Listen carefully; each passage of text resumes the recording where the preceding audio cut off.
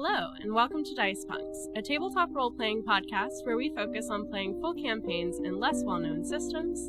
This week, in our special Halloween one-shot, we show off tricks, treats, and spooky streets.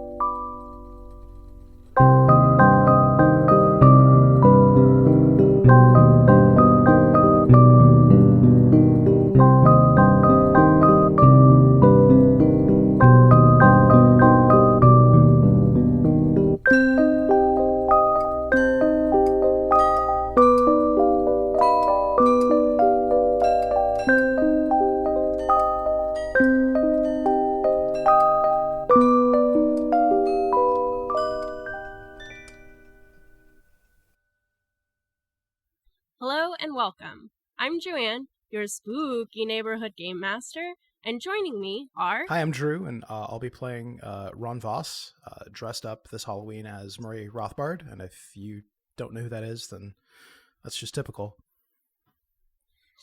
Hi, I'm Robin, and I'll be playing the Scream Queen, Sarah Bishop, dressed up as none other than Pennywise the Clown, but with a few feminine touches. I'm Dez, and I will be playing Ray Olabianco, a theater kid who has built himself a dragon costume. And hi, I'm Adam, and I'll be playing Mel Rivera, who is dressed this year as Pope Joan. And if you don't know who that is or why she's dressed that way, she's waiting desperately for you to ask. Wonderful. Thanks, y'all. Before we get started, I guess we should briefly explain what we're playing and what we're doing today. I am filling in for Adam as game master so that he can play in our Halloween one-shot of in a system called what was it? Tricks, Treats, and Spooky Streets. I've just been calling it Spooky Streets for short. Our campaign is titled the Horror Corridor. I made it as difficult to pronounce as I could. The Rural Juror. The Rural Juror. It's a very simple collaborative storytelling system about that, focuses on kids having a supernatural Halloween adventure. Think more fun, spooky times and less scary horror times. Let the record show that we're all really, really excited about the spooky times. We are. Indeed. I'm very nervous. I've never GM'd before, but that's okay. It is all for fun. Yes. Hell yeah. And I'm very excited to have this opportunity to be a player, so I definitely owe you one. It is a chilly, late October evening, Halloween night. North Appleton Farms is bustling with activity. The sweet smells of caramel corn, roasting pecans, and funnel cakes fills the air, and everywhere you look you see costumed groups of friends and families laughing and engaging in Halloween activities. There's a pavilion for pumpkin carving and judging, there's a small midway with some carnival games and even a few rickety-looking fair rides. Another pavilion is set up with food stalls selling barbecue, candy apples, and everything fried. Teens stumble out of the corn maze, coughing and laughing. A tractor pulls up and reloads for another hayride, and you hear screams coming from the long barn at the far end of the center of activity, the Horror Corridor. Who would like to arrive first? Ooh. I think maybe I get here early. I'm very interested in paranormal anything, and I'm aware that maybe haunted houses are not strictly haunted, but statistically some of them must be. So I figured I would come and hopefully scope things out. All right, so Ronald Voss comes up first. Could you give us a little description of your character? Yeah, sure. And what would you like to head to? Yeah. Well, I think if you looked at me, you would see a slight kid, like rail thin just about, and you'd be seeing him in a double-breasted suit with a bow tie, probably patterned like your grandmother's couch, and round glasses. And his hair would be shaved back in a counterfeit of a receding hairline. And I think he would make straight for the horror corridor and just sort of gauge people's reactions. Okay. I Nerd. do have a Certainly dedication to the I drew costume. everybody a little portrait, which will be on our Twitter and our show notes, I guess, probably, at least our website. So here's our first guy. Oh, I think you yeah. can see him. Oh man. That's our Ronald. Oh, listeners, you have to click over from whatever you're doing and see these glasses. Do not Is miss it them. Ron or do you prefer to go by Ron or Ronald? Ron. My dad calls me Ronald. Ron. Yeah. Okay. Okay. Also, all the Harry Potter jokes. Yeah. Let them Beat begin. me to All it. right. Let them come. Ronald. Well, you wait for your friends around or you have established that you are a group of friends. Loosely, I think. Pre-recording. Mhm. So you wait around for your group of friends around the horror corridor. Do I see And, people coming out, and are they very afraid?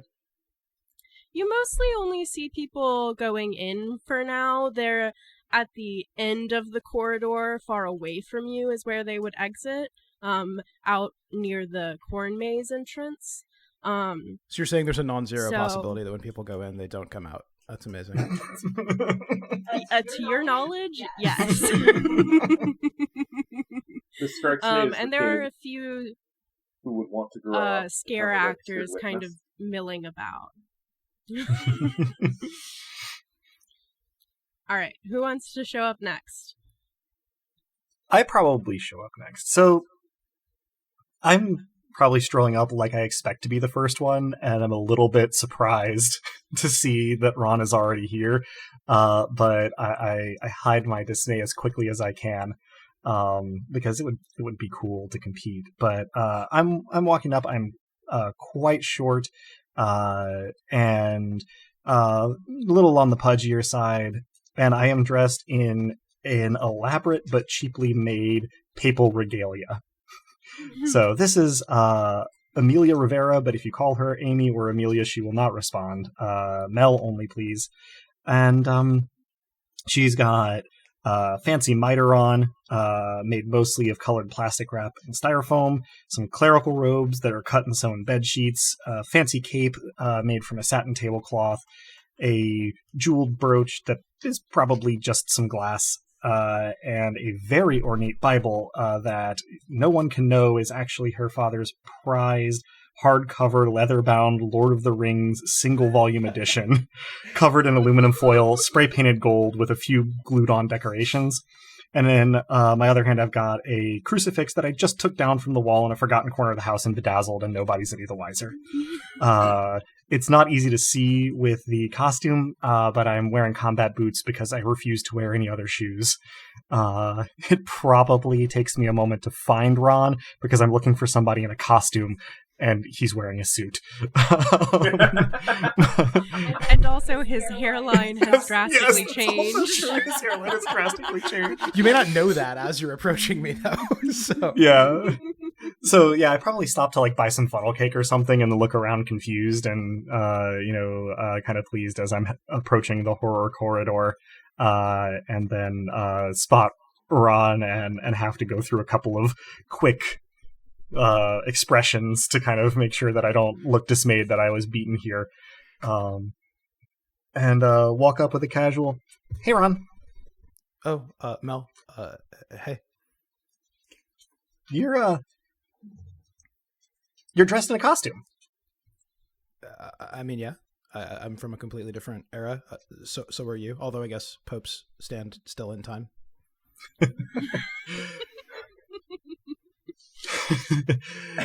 Yeah, don't they? Anyway, yeah, no, it just looked like a suit, but you're somebody specific? Madman, maybe. No. I am Murray Rothbard, economist of the Austrian school. Oh, that is terrifying. Good job. I mean, he did wield a terrible power, but not like a monster, more like the recording angel who opens its 100 eyes and snaps the spine of the Book of Life. Dude, that is metal as hell. High five. It takes me a moment to realize that a high five is in effect, but then I do at least attempt to high five. God, we just are the most awkward bunch. And in the game. Yeah, it's a feature, not a bug. Oh man, I need to go get some aloe now after that. After that burn. I say it with love. So I suppose that since I suspect Robin wants to be the last to arrive, Well, yeah, totally. Yeah, we can pick up this conversation. I can figure out who Mel is in a moment. That can still be happening. Oh yeah, the picture. Oh, Cute. Everybody, you can't see it very well, but everybody but Sarah has acne because I decided it as teenagers. I appreciate your commitment I to hadn't considered verisimilitude. one way or the other whether Ron has acne, but I absolutely accept as canon that he does. Ron absolutely has acne. I'm Yeah. sorry. No, you don't need to apologize. You're objectively correct. The voice you've given him certainly has acne, so... Thanks. So I probably cause a bit of a commotion as I am walking up. Ray Olabianco is wearing a costume that is engineered, let's say. His dad helped him bring out more than his usual amount of inner theater kid. And therefore, the dragon costume that he is wearing is set up so that his legs are the front legs and the back legs walk in time with him. And that his arms are, like he's wearing a black long-sleeve t-shirt under the thing. And so, the better to cover up the puppetry that is connected to one hand, because he did at least briefly consider that he would have to use his other hand or something, beyond just controlling the head of the dragon up above his own head. He sort of stares out through, holes in the neck, sort of where it connects to the, chest of the dragon, and there are wings involved, and it's all very, a thing. He's certainly not going to get caught in anything. Hi, guys. Hi, guys. Oh. Hey, Ray. That's a costume and a half. Great work. Thanks, my dad helped. That's more than a costume and a half, and that's amazing. Wow. I wish my dad Check it out. I'll,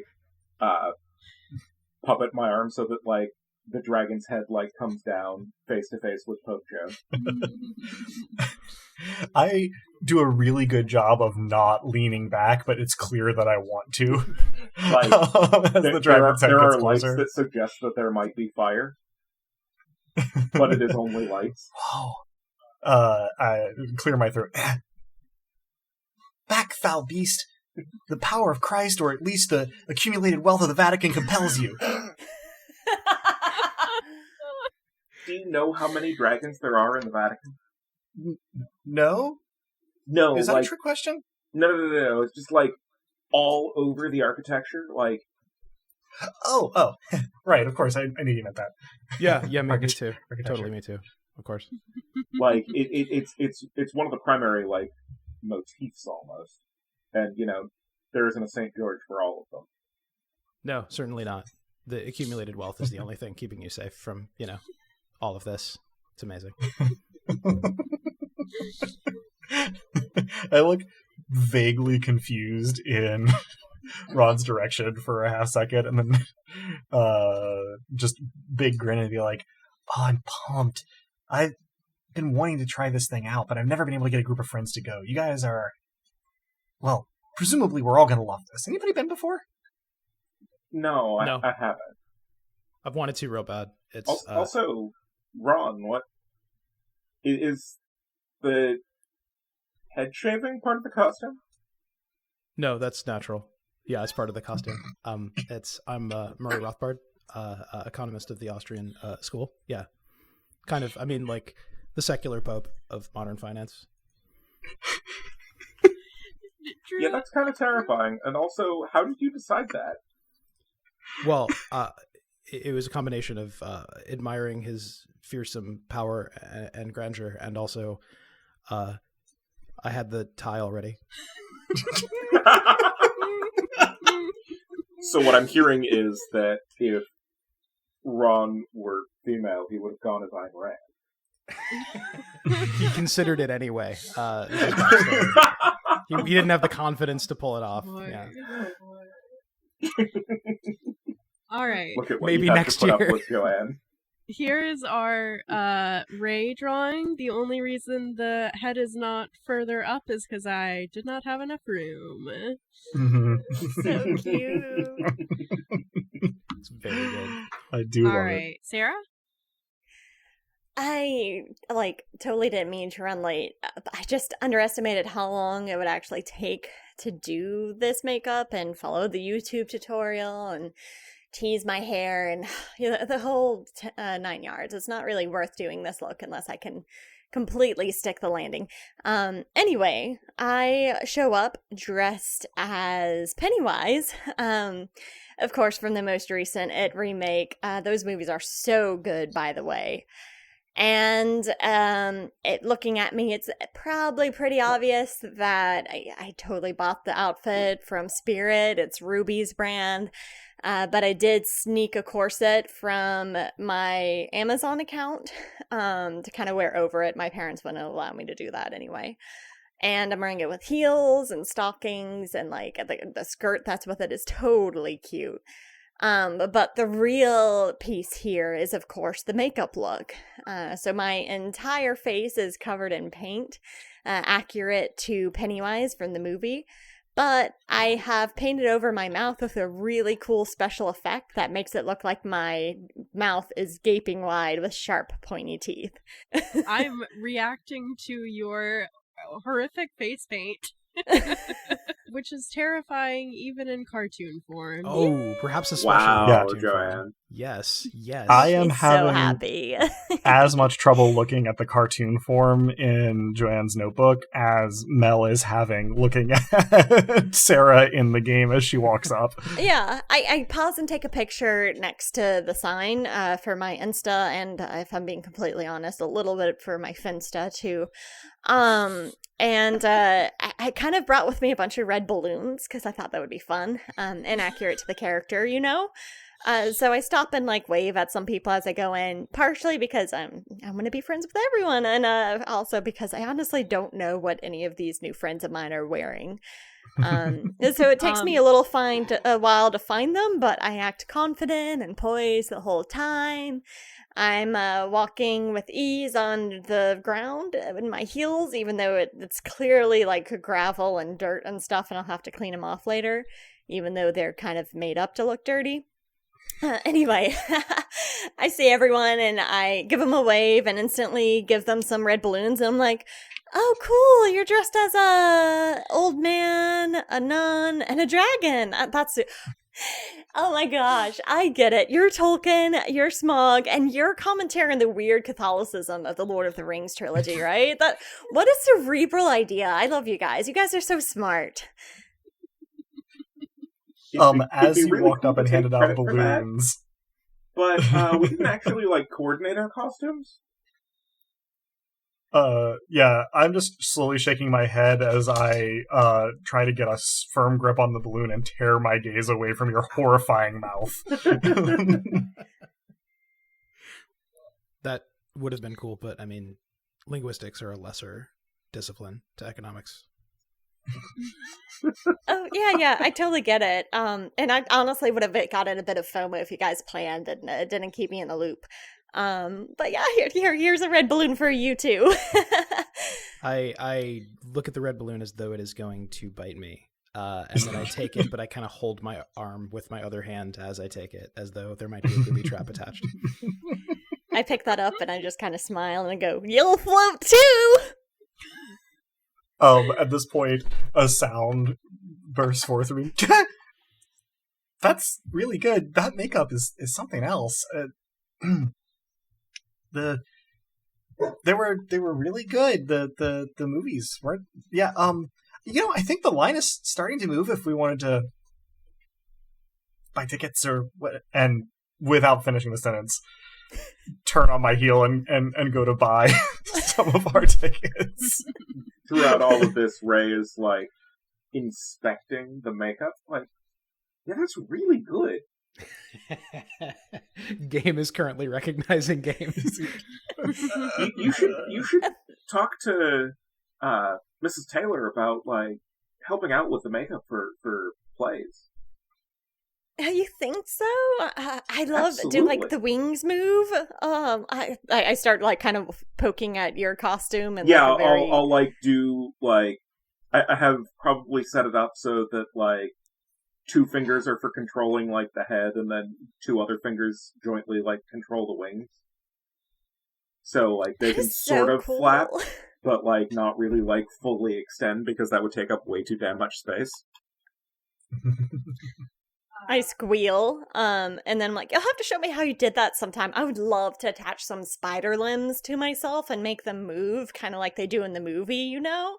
I haven't seen the movie, but I'd be happy to help you out with, yeah. Yeah, no, we could totally do that. As you guys start proceeding towards the horror corridor line, or as Mel pushes you towards it, Sarah, you are approached by 2 girls, one wearing a sunflower costume, much akin to one you'd see in a school play, and another girl who is in another flower costume, but also with like a little frog hat on it, who come up to you and say, "Oh my god, Pennywise, you're so cool. We love you so much. Can we please get a picture with you?" Yes, oh my gosh, you're so sweet and you're so cute. I love the flower and I love the frog flower too. Here, have some balloons for the picture. Oh my god, thank you. And they wave off and say, "You'll float too." You'll float too! Can we just have it be like canon that the slight doubling of the recording is both girls speaking in precise unison? Yes. If that is heard, which hopefully it will be edited out, so we will re-add it. All right, Drew, you volunteered for that. Be careful what you wish for. I'll auto-tune them. They'll be in harmony. It'll be fun. This will be our most produced episode of Dice Punks ever. Well, since T-Pain and T-Pain are in the class, we have to... T-Pain and Associates. T-Pain and T-Gain. LLP. There are a few scare actors milling about while you are waiting in line, mostly bothering young women and not really approaching your group of teenagers. Although one Freddy Krueger, I guess impersonator of somebody in a Freddy Krueger costume, points at you with their knife hands and says, "I'll see you in your dreams tonight." And then to another group, "Welcome to prime time, bitch." I squeal in delight.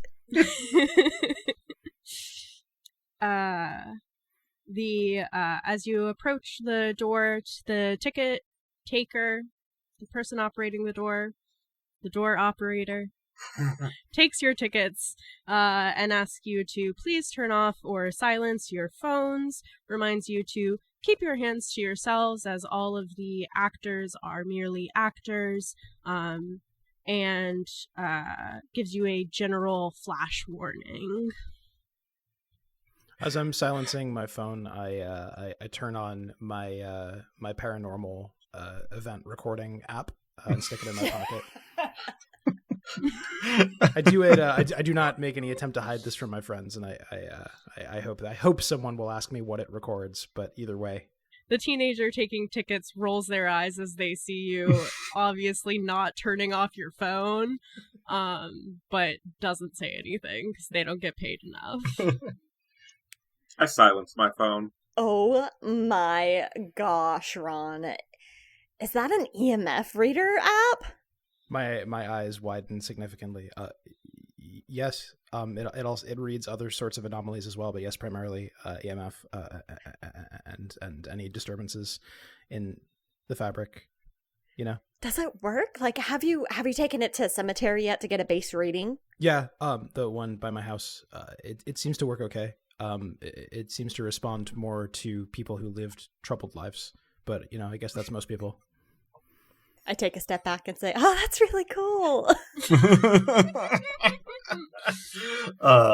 Having regained some of my composure, I'm like, I hope we pick something up on it. You think we get on like Ghost Hunters? I have just the T-shirt for my appearance. It's good that you planned ahead. I think I know what I would wear too. You enter a dimly lit room. To your left, you pass shelves of jars containing taxidermied creatures and body parts. On your right is a row of plasma balls sending out their little sparks of electricity. And in front of you, you are greeted by a wild-haired mad scientist. Welcome, brave souls, to my lab. You four are an eerie bunch. A horrific dragon? Prepared to be slayed. A clown? You will not find much comedy here. The Pope? Abandon your god here. Ah, and of course, nothing more terrifying than an elderly man. You are here to experience my most ambitious experiment yet, the corridor of horror. And as he says this, he starts to flip a switch, which does absolutely nothing, and flips it back up and flips it down again, and it continues to do absolutely nothing. He flips it up once more, and some Tesla coils pretty far behind him start sparking and sending electricity towards each other. And he flips the switch once more, sending you all not through the door at the far end of the room, but instead you are sliding. You have fallen down, and you hear his maniacal laughter begin to fade as you find yourself in complete darkness. Whoa. I'm really glad I wore shorts. Morgus the Magnificent routine needed some work. I wasn't expecting the grand finale after the hammy acting there. Is everybody all right? Yeah, I think so. Let me check and make sure all the parts still move right. I'll just do sort of a quick calibration. Running system diagnostics. Take a couple of steps, make sure that the back legs still walk with the front legs and all of that. It's like one step shy of a mech warrior costume. As your eyes adjust to the darkness, you see that you are in a pretty blank hallway with a single door at the end. Well, the trap door was spooky, but this doesn't look like too much. And I immediately start walking with an exaggerated air of shoulders back confidence, but very slowly toward the other end of the hallway. I start to follow, and I peek into the jacket of my suit and say, "That guy was alive. Thanks for asking." Oh, that's really good data to collect. I'd hoped he would be alive, because I think I haven't really seen an undead scientist trope yet. That would be an interesting spin on old dynamics. Like unearthing old paradigms. Yeah. That would be very I scary. mean, it would be sort of a tropen version of, like, Frankenstein. Yeah. Yeah. Because, like, Frankenstein isn't the monster, except that Frankenstein, is the monster. Right. It would be like drawing attention to the number of people that call Frankenstein's monster Frankenstein. Like, what noobs? I whirl around from a little ways ahead of everybody else and say, "Are we in the Church of Dr. Frankenstein Scientist?" And I chuckle at my own joke. I would just sort of look at you blankly and then just sort of, like, giggle a little bit and then just sort of fall silent again. I'm in the Church of Mary Shelley. Oh, yeah, that would work too, but I don't necessarily realize this, but every time I speak, I'm gesturing with my crucifix in that hand.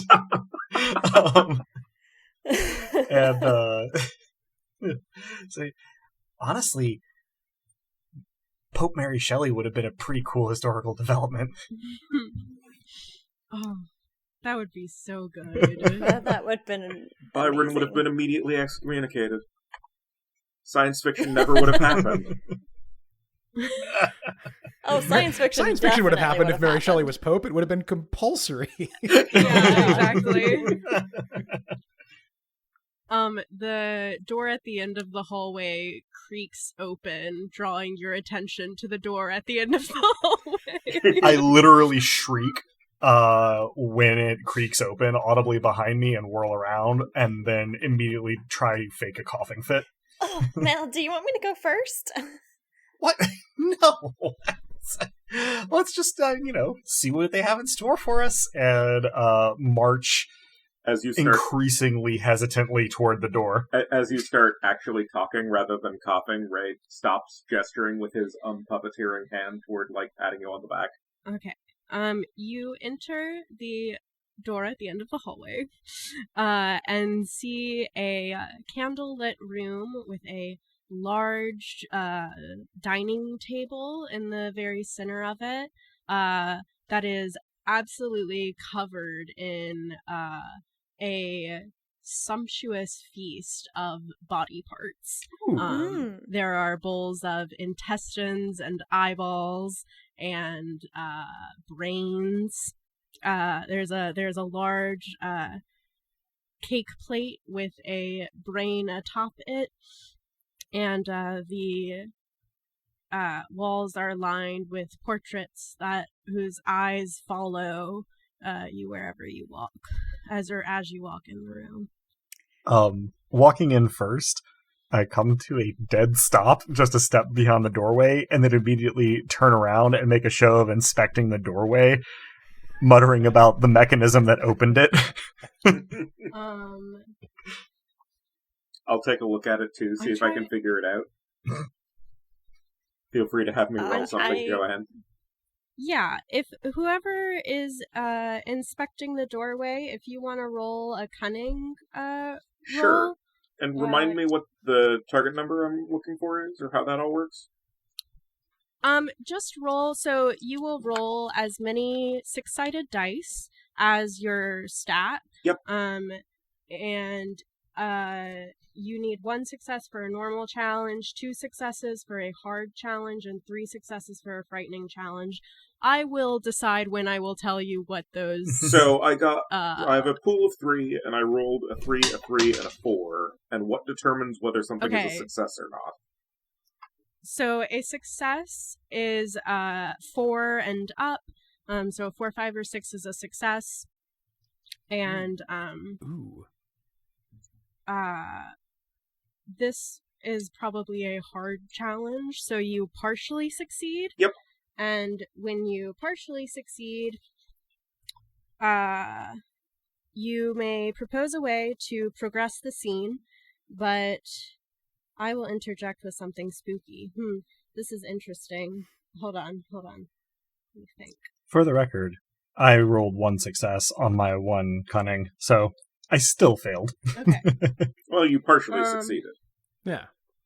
Well, you two, while you are inspecting the door, it slams closed on you, but does not harm you at all. Full-throated scream.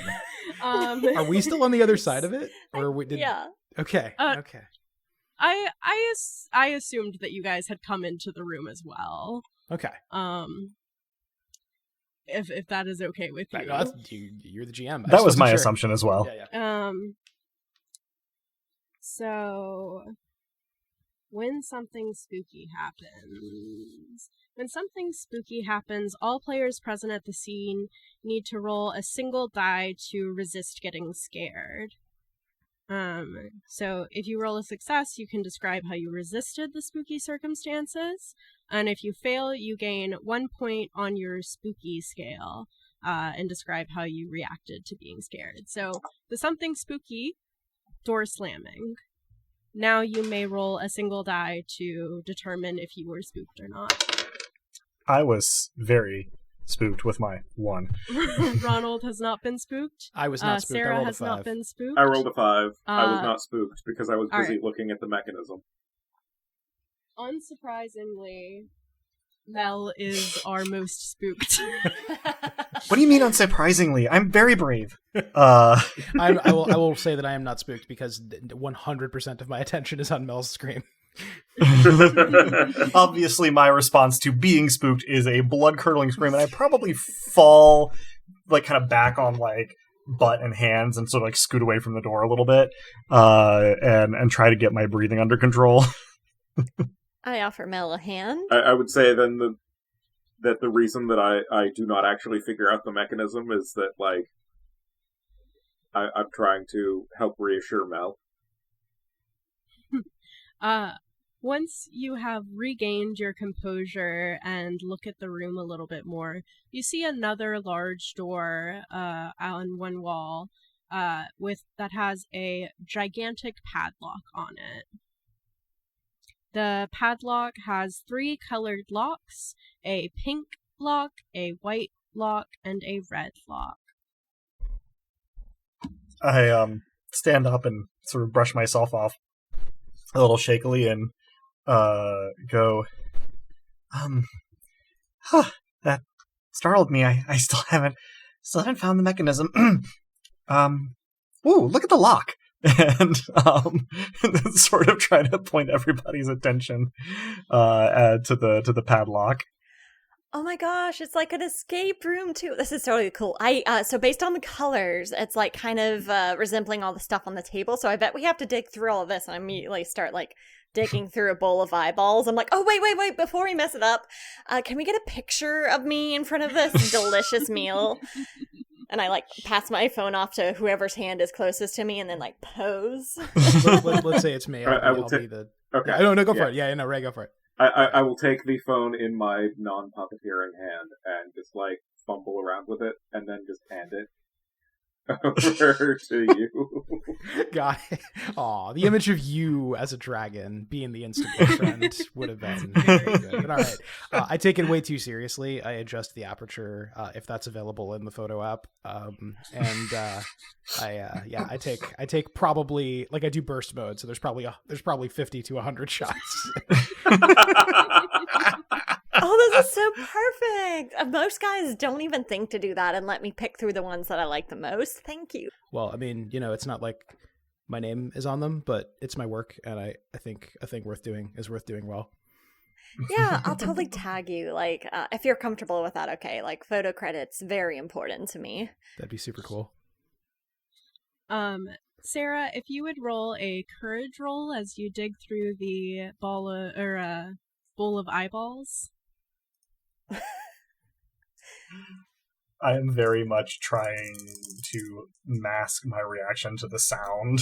Oh, I have one success. Okay, that is fine because it was a normal challenge roll. As you dig through this bowl of eyeballs, you realize that these eyeballs are just peeled grapes. Just peeled grapes. And you find a white key in the bottom of the grapes. Like the whites of my eyes. Do you share that they are just peeled grapes with those of us not actively digging through the bowl? No, and I might think about eating one, but then realize that a lot of people have put their fingers in them, and that's like totes gross. Mm-hmm. So I'm gonna sort of like nervously look around the table and be like, how do you think they made all this? Like, what a cool job, right? To like sit around and like manufacture intestines and stuff. I will just look at you.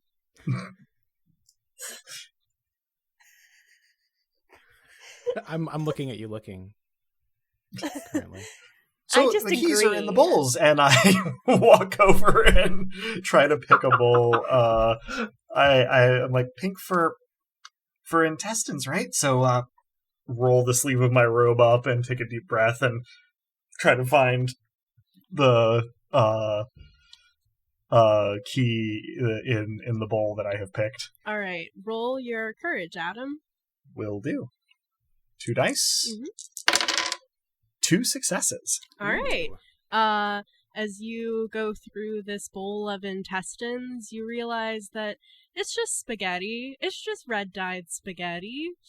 I announce this loudly as I search. I am find disappointed visibly. a red key at the bottom of this bowl. I hold it aloft as though it were the Triforce of Legend. I make But a I little refrain from making sound effects. da-na-na-na. Ah, yes! That was so gratifying to Mel, but she tries really, really hard not to show how gratified she I try to is. harmonize the da-na-na-na, but I only go on the last note, but when I realize what's happening, and it probably doesn't harmonize very well. I like, Mel, how, despite being dressed up as the Pope, you're using distinctly non-Catholic imagery of success. Fuck the Pope. Mel, your arm is completely dyed red. Knowing now that this is just spaghetti, I look at my arm and I like kind of try to knot the sleeve of my quote-unquote robe so that it will like stay up a little bit, and I go, the bloody hand of the papacy. How symbolic. All right, you guys have a white key and a red key. There is a pink keyhole. I'm going to guess that the pink key is actually in the brain. So I find a chair on which to hang my sport coat. I roll up one of my sleeves, and actually both of my sleeves, because I assume I'm going to have to sort of take this brain apart with both hands. All right, roll your courage. Which, for the record, is 1 die. So we'll see how this goes. That is a 2, so not so much. All right. As you reach and start to press your hand into the brain, it feels fatty and soft and a lot like how you would imagine a real human brain feels. And you jerk your hand back. Ooh, what's it made of? I don't think it's a Jello mold. I don't think it's a Jello mold. All right, roll everybody roll a something spooky happens Right. die. So that's 1 die. 6. Oh, 6 here too. 4. Okay. Let the Okay, record show 3 of us rolled succeeds. 6s. That is, we're going to call that a 666 roll, I hope. That counts. Oh, Yeah. I just did 3s. Anyways,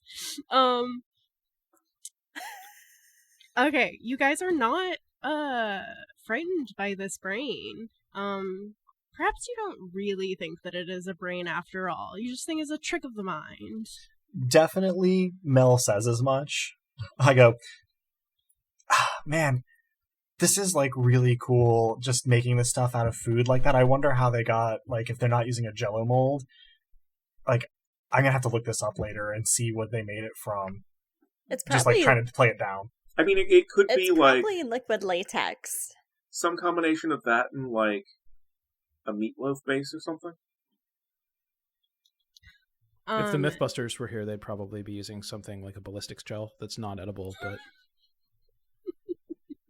Good call, yeah. It's Abby normal.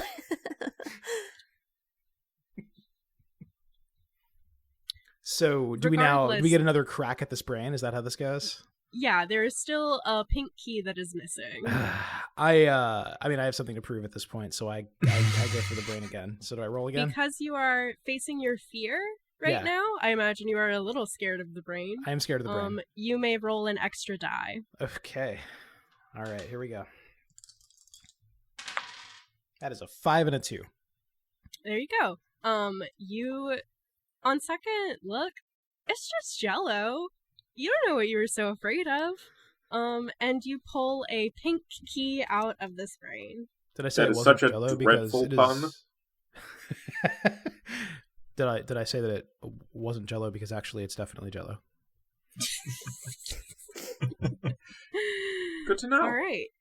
I feel so much better now about my freaking out about the door, but instead I just say, I wonder if we have to like turn them all at once, or if we can just kind of just make sure they all get unlocked. It would feel best if we kind of like turn them all at once, though, right? Like add to the drama of the situation. Feels right. In response, Yeah. I hold out my key and start heading for my lock, and I go, no, no, no, no, no, no, no, no, no, no, no, no, no, no, no, no, no, no, no. Move in sync as much Yes. as I can. I do too. Grinning like an idiot. I will stand sort of uselessly behind you all. But, like, close. You all simultaneously turn your keys in the lock, and it unlocks perfectly and just drops to the floor. And the door is open. Da da da da da da da da.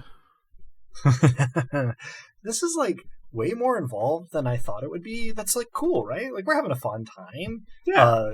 Looking mostly at Ray and Ron and trying to keep Sarah's horrifying makeup in the peripheral vision. No, this is great. I make a show of pushing the doors open like Dark Souls style because I have to display courage to make up for my earlier displays of fear. I am still holding a Totally, piece. I'm holding a piece of the Jello brain, which I had decided I had to eat in front of everyone to show my courage. And as I see the door thing happening, I realize maybe I don't have to do that, and surreptitiously put it back on the table.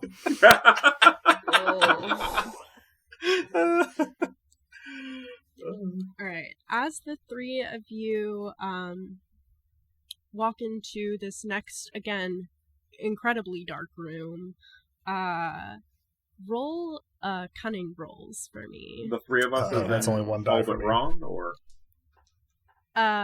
Everybody. Did I say the three of you? Yes. Oh, I meant all of you. I'm Okay. sorry. You're good. I'm the actually four of you. I'm actually only a simulacrum, so Yeah. I got no successes from that. The three Cunning, you players said? and Adam. Cunning. I Yeah. got a Yes, 4. cunning. A success. Robin, you got nothing. Okay. Zip. Got 2 twos. 2, Like what I'm 2, currently 4, wearing. 6. That is Okay. 3 die for me, and I got a 3, a 4, and a 5. Okay. So Robin and Mel, as the two of you walk into this room, you hear Ron and Ray say, wait, but you are already too gung-ho, high on your finding key escape room business, and you trip into what feels like quite a lot of strings. You find yourselves being hurled up, and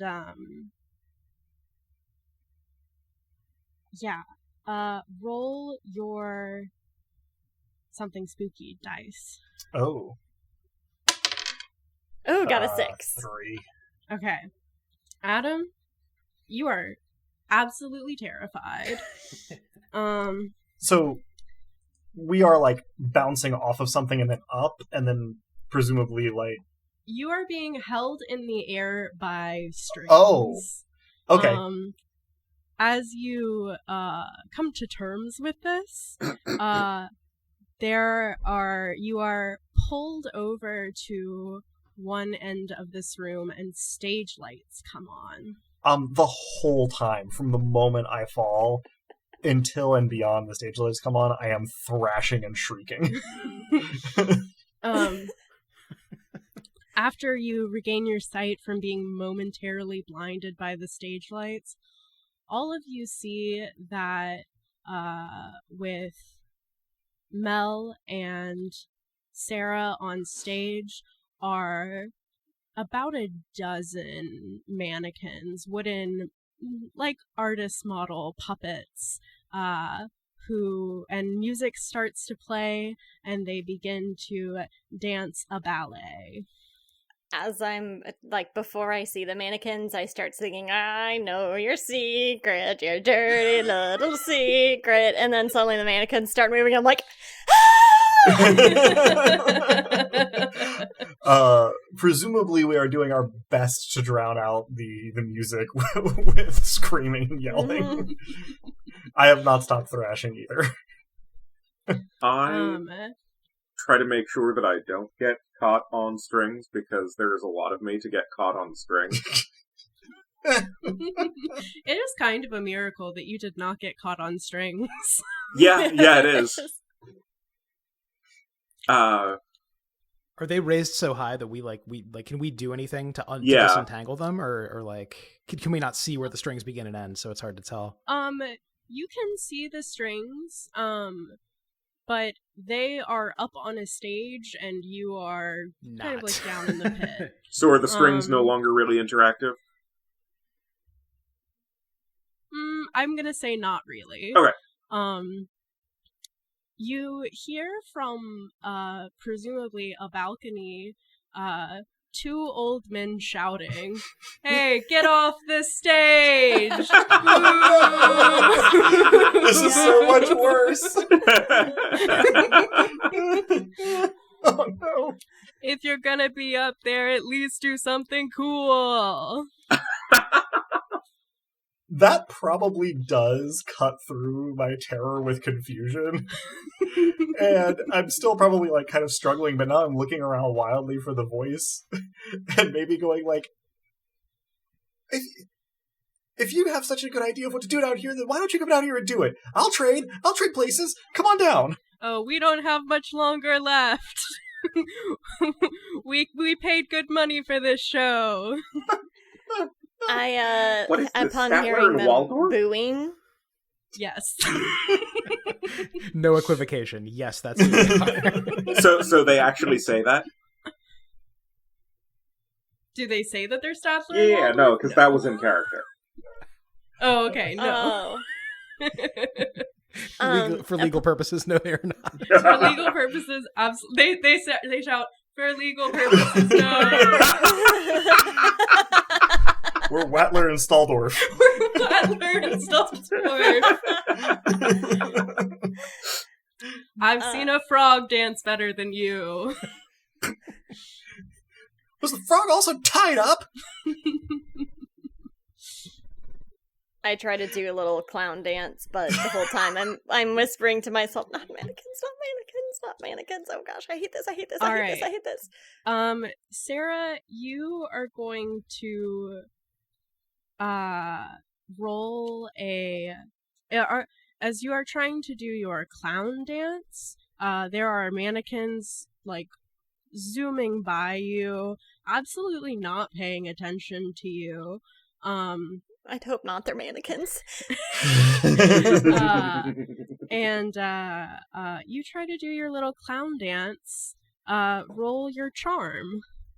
I got a 3, so I don't know. Yeah, you are absolutely too shocked to do anything. I'm not gonna make you roll a frightening roll, though, because you are already very, very frightened. Yeah. I see Sarah doing this and decide that I better at least pitch in.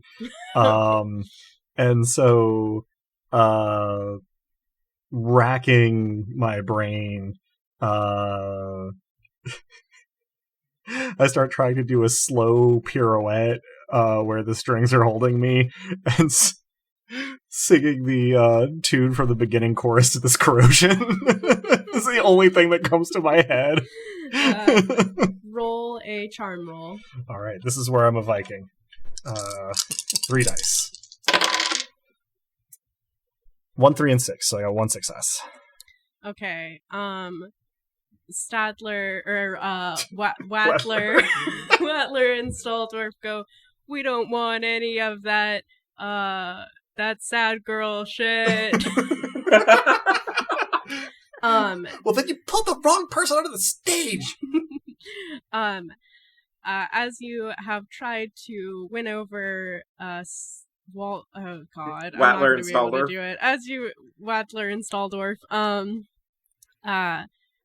two of the mannequins approach, or one mannequin each approaches you and holds out their hand as you see the other mannequins on stage taking up or holding each other and beginning to dance. Oh, I'd probably take that breath and make that noise, and then gritting my teeth, hold the hand out to the mannequin in front of me, trying really hard not to make a fist. All right. I am going to give an opportunity for the other two to react first. Just because, yeah. This is a long shot, but can you actually breathe fire? No, it's just lights. Like the fire hazard. Like didn't want to. Yeah. I should have assumed. I should have engineered better. Sorry. No, you couldn't have known we'd be fighting evil puppets.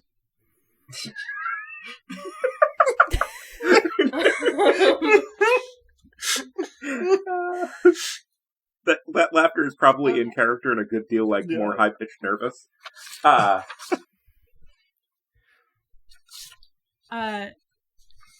Mel? Yeah. Would you like to roll a charm? More than anything. 2, 4, 6. 2 successes. Okay. You take the hand of this beautiful mannequin. And it swoops you up into a waltz, and you waltz across the stage, and as you reach the end of the stage, it pushes you, and you are released from your strings. Oh, thank God. I was doing the whole waltz with the crucifix and the book in my hands, but I probably regret this when it pushes me and I kind of stumble. I will try to rush forward and catch her. Okay. Do you want to roll a courage for that? Sure. Let's see how one die does. And also, oh, I forgot to talk about some of these rules. No time like the present. If characters are awarded 1 extra dice when they act to protect one of their friends from the things their friend fears. So I think you can roll an extra die here. Sweet. Yeah. So that is a 4 and a 6. 2 successes. All right. You catch Mel, and everyone is okay. I catch Mel, and because I'm using both arms for this, as I catch you, the dragon's head just looms down to look at you. Also, everyone is okay except for Sarah. Yeah. Still on the stage, hold up by strings. Thank you. Thank you, Ray. We should try to get Yeah. Sarah down? Yeah. Scratching my head. I am going to lean into my woman prowess here, and knowing that they're called stilettos for a reason, I'm going to try to kick this mannequin as hard as I can. Okay. You are currently facing your biggest fear. And for that, you may roll an extra die. And I'm going to say that kicking this mannequin is actually a courage roll. Yes, thank you. I have 1 success. Oh no. Okay. As you kick this mannequin, it reels back and 3 other mannequins descend upon you, all holding out their hands, maybe to take your hand or maybe to slap you. So if I can have a quick reaction here, having danced with the mannequin and been okay, I will, as I see them moving, try to be come on guys, I think it's art dance, and try to like kind of corral Ray and Ron with me to sort of like grab each of the three mannequins' hands and like try and dance them away where they will not be threatening Sarah. Yep. All right. For doing that, you guys can all roll a charm roll, and whoever rolls the highest, that's going to be our result for everyone, because that is players can choose to protect one of their friends from the spooky problem at hand before any roll is made. By describing what they did to put themselves between their friend and danger, they're able to use their result for both characters. And Nice. Are we getting the extra die for protecting our friend or not?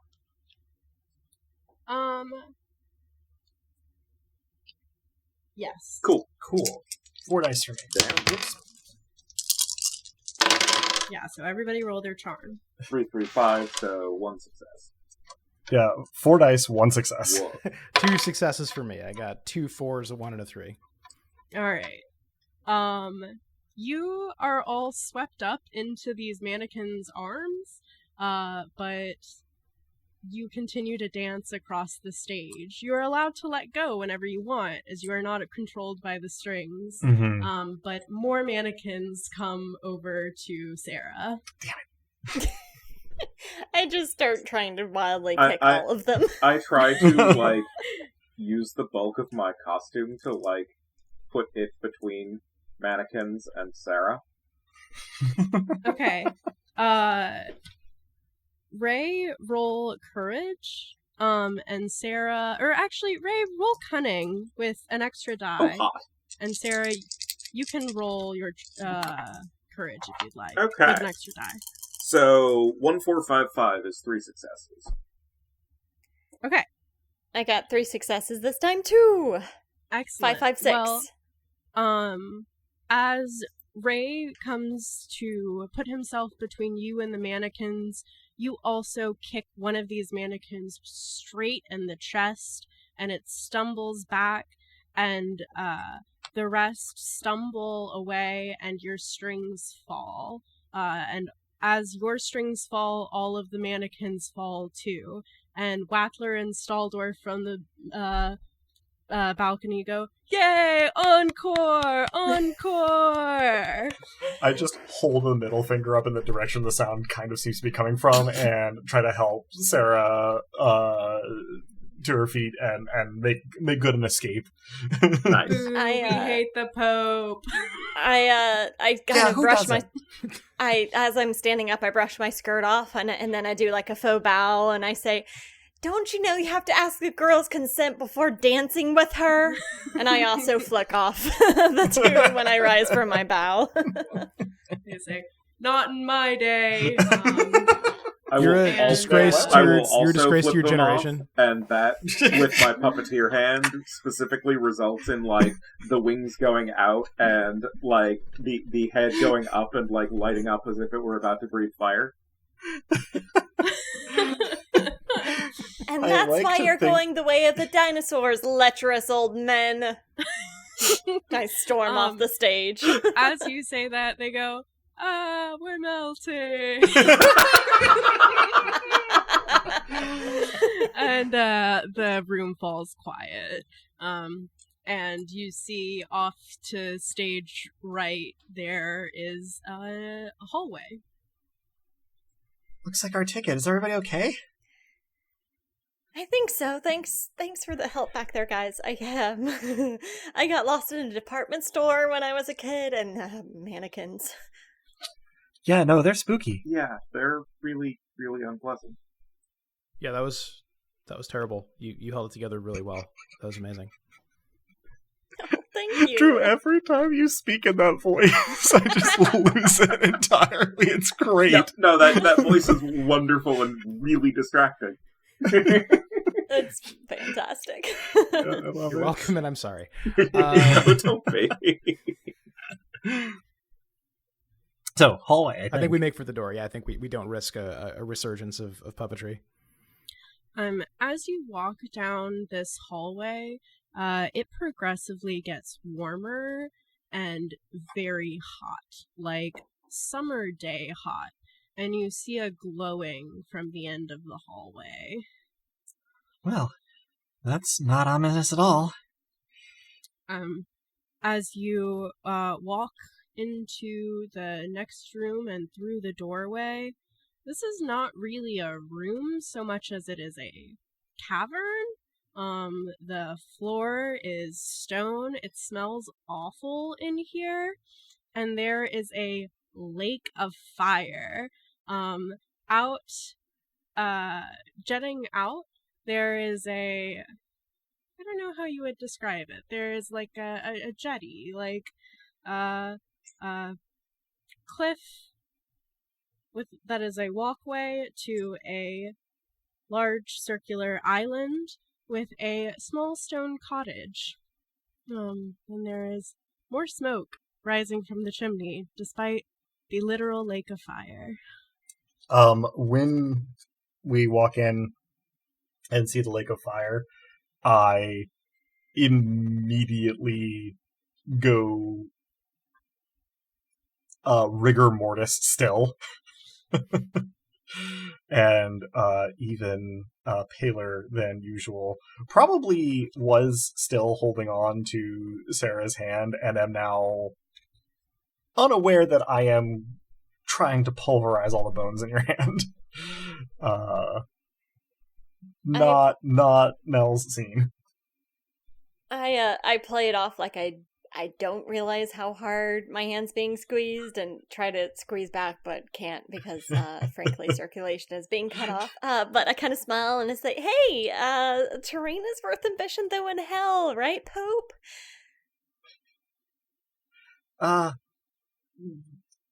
Sure. Somebody tell me we're still in a barn. Yeah, there's no. I don't think this is anything supernatural. It's probably just a empirically explainable lake of fire. As you say that, a jet of lava comes out of the lake. The lack of an Scorching. explanation does not mean that something is not explainable. You want to check your EMF reader? Yes, please. It's broken. His cell phone is broken? Sure. Presumably, It's not on. The rational explanation for this is that the increase in heat cooked the processor and it had to shut down to prevent damage to the phone. However, Mel is saying none of that because I am sitting there going, right, rationally explainable. We're deeper than we thought. We're in the core of the earth, and there's a cottage, and everything is gonna be fine. It's just a barn. I realize that I am squeezing Sarah's hand, and I let go of it very quickly, and basically go, all right, who's first? And then nose goes. I smile and I go, you know that I'm kind of an eldritch horror from another dimension of the metaverse, so I can take the lead on this one, and if you want to just like kind of hang behind me and keep a hand on my shoulder, whether or not your eyes are open, I won't notice. Conflicted expression followed by a sardonic kind of like crossing and bless you, my child. We have all said... And yeah, I follow Sarah. I think we all fall in behind Sarah, yeah. Okay. As we're walking, I say, I'm really glad you consider yourself an eldritch abomination and not an unkind pastiche of the Reagan era.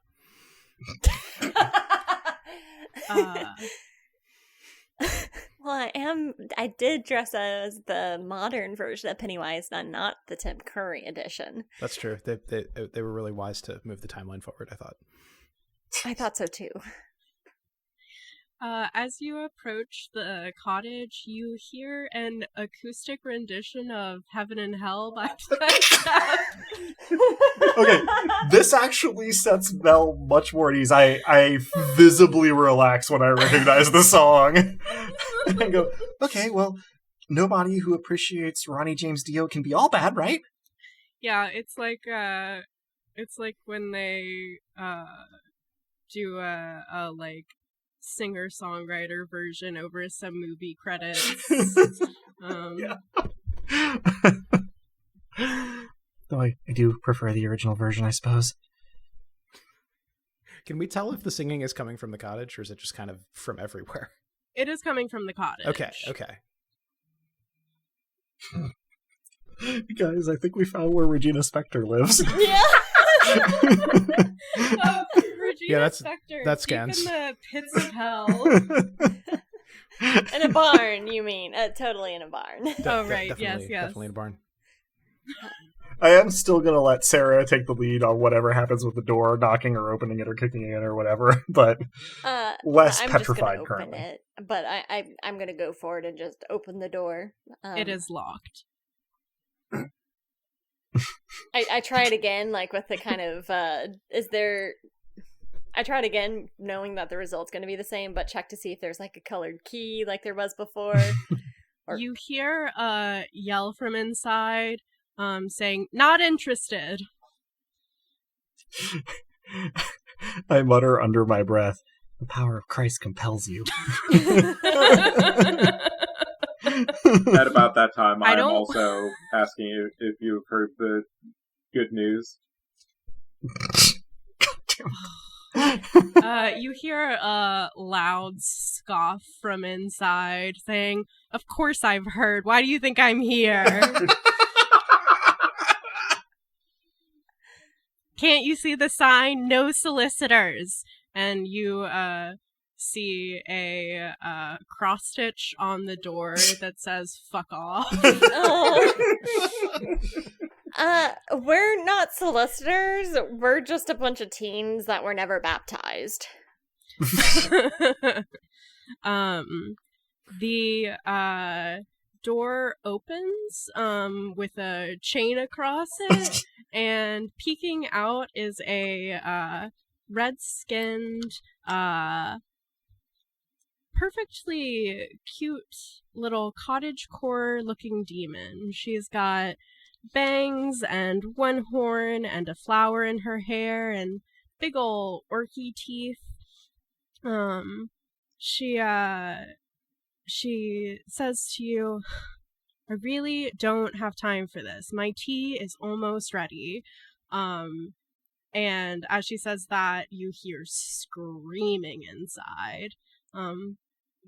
Mel starts screaming at the exact moment the tea starts going, having lost all of the cool I have regained upon seeing an actual demon. I am holding my bedazzled crucifix out in front of me in both hands, having dropped the book to the ground, and like kind of shaking and backing up, and start to mutter when my scream dies off, "I knew it, I knew it, I knew it, I knew it, I knew it, I knew it, I knew it," as I am backing away. She opens the door, she undoes the chain and opens the door the rest of the way, and stands in front of your cross and just looks at it.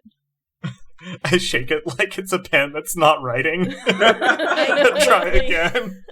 I quickly jump in the way because I feel like not putting our best foot forward. And oh my gosh, your makeup is amazing. You are just so cute. I love a good cup of tea. Do you mind if we have some too? Oh, thank you so much. I've been really trying some new mascara, and I think it's really helped bringing out my eyes more. You see these ferociously red and orange firelit eyes, and she opens the door to you and turns around to grab the kettle, inviting you in. I have stopped awkwardly about halfway back toward the door, of backing away, and am now pretty much just standing there, visibly blue screening. I grab Mel's hand, most likely the one that's holding the crucifix out, and kind of pull her behind me, and I say, "Oh, your mascara is totally working for you. What brand are you using? I have to know your secret, because there's no clumping and so much volume." Oh, well, it's really just pure bat guano. It works like a charm. Like, I always knew that it was in some mascaras, but I'd never tried just the raw deal. And she pours you some tea and sits down with you. So what are you doing here? As we were walking in, I, by the way, whispered to Ray, I think this is girl stuff in a way that I'm not very comfortable with. I'm supportive, I just have nothing to contribute. And when she asks what I we're would doing just here, I say, lean over and quietly say, mood.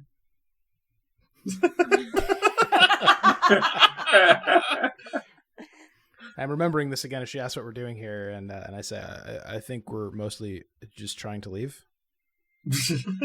Oh. So, we started off in like, a haunted house. It was in a barn, and wherever the hell we are. And, like, mad scientist pulled some levers wrong, and the floor went out from under us, and there was, you know, a standard sort of haunted house, like, buffet table with, like, fake body bits that you had to get keys out of and open a door, and then we, went through into another room that was, like, kind of shitty about consent. And, like, some people wandered in some strings and were, like, pulled up onto a stage, and mannequins and legally distinct from Waldorf and Statler. And, like, we danced and or fought with the mannequins and, like, exited stage right, and now we're here. Is that how most people end up in hell?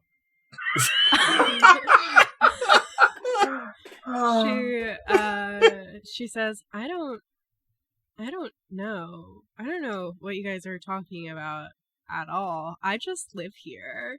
You have a lovely home. Thank you. You do. What's your name? I'm Sarah. I'm Ash.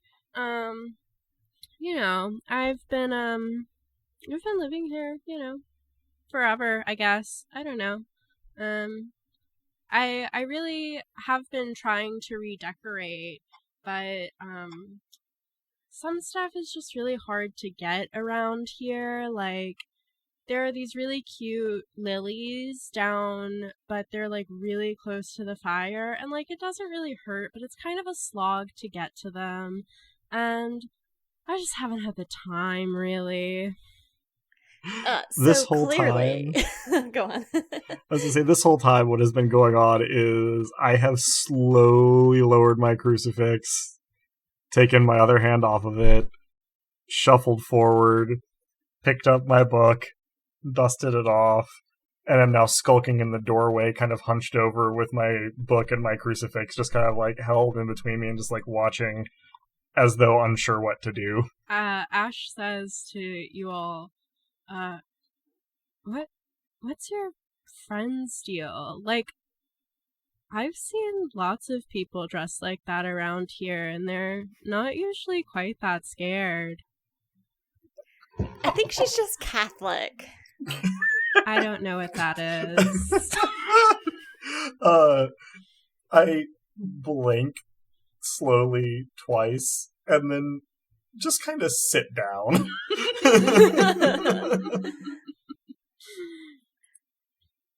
I sip my tea. I want to know what it tastes like. It tastes like smoke. And a little bit like cinnamon. It's very warm. This tea's really good. Thank you. It's my own mix of mostly brimstone and bat wings, and occasionally we'll get like a salamander around here, and so I'll grab some of that too. I think that's like ingredients of some of my beauty products. Yeah, I mean, they have multiple uses. I just think it's really, cool if you want to try the bat guano, I have some extra. I already have mascara on. Otherwise, I would totes try it out. Your skin is beautiful, by the way. But speaking of baguano, would you know that like snail mucus is really good to kind of retain the moisture lipids on the surface of your skin? Oh, I have some trouble with that with all the heat around here. It's kind of a dry heat. Yeah, that'll help you completely reestablish your Sorry. moisture barrier. That's great. I'll have to keep that in mind next time I maybe see a snail. Anyways, you guys are trying to get out of here? Yeah, do you know the way? In the background, I nod vigorously. Is that unusual around here? Yeah, no, I really don't ever have visitors. The first I've seen in a while. I could tell you how to get out of here if you could maybe do me a favor. And get you those flowers? You Read know my what? I snap. mind. Yeah, so they're just down at the very bottom of the cliffs, right next to the fire. If you could just like grab a couple, 10 or so, I would really appreciate that. Yeah. Okay. I think we can. We can see about that. The fire is literal. Yeah, the fire is literal.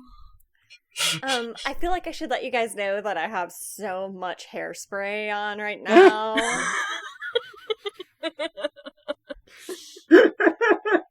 My Well, costume is largely spray paint. okay, but what about the guy with wings? Aren't you like a dragon? Can't you just like fly? I nod vigorously. Yeah, he's a dragon. I will flap my wings experimentally as a demonstration of how this doesn't actually work like that.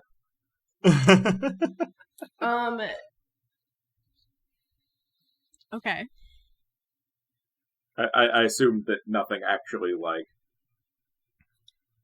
I mean, you decide when you get to turn into the thing that you want to turn into, but this is the I would advise that you do that. I mean, so I'm not going to tell you what to do. You guys can figure out another way to get these lilies. let's say for, since I didn't want to be like voiced the supernatural by player fiat, that like Oh, but you get to do that. That's in the rules how that that's in the works. rules. The Okay. You get to listener may not know decide. this, but we each get. Can I say it, or do you want to say it? Yeah. We each get to do something cool with our costumes becoming realer than real one time. Yes. Superpowers. Superpowers. By the power of Halloween magic, Hell yeah! you can fully embody your costume and become it. Now, if we can do some metagame table talk, and feel free to veto me on Go that. for it. It is fully possible that my costume could be useful for this as well. You can but also do that. It would absolutely have to be pointed out to Mel. I am not the character who's going to think of it on my own.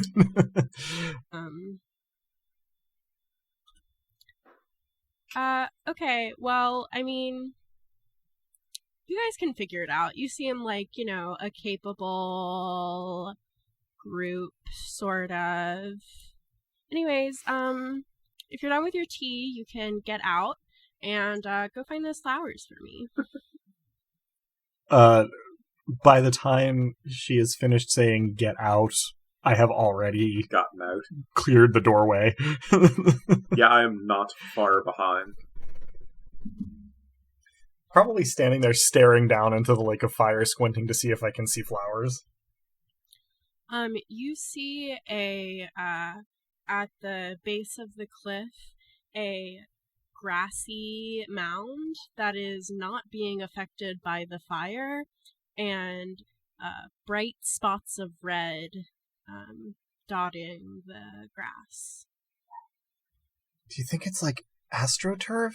Is that fireproof? Maybe. Are you AstroTurf by is any- plastic. I don't think it's fireproof.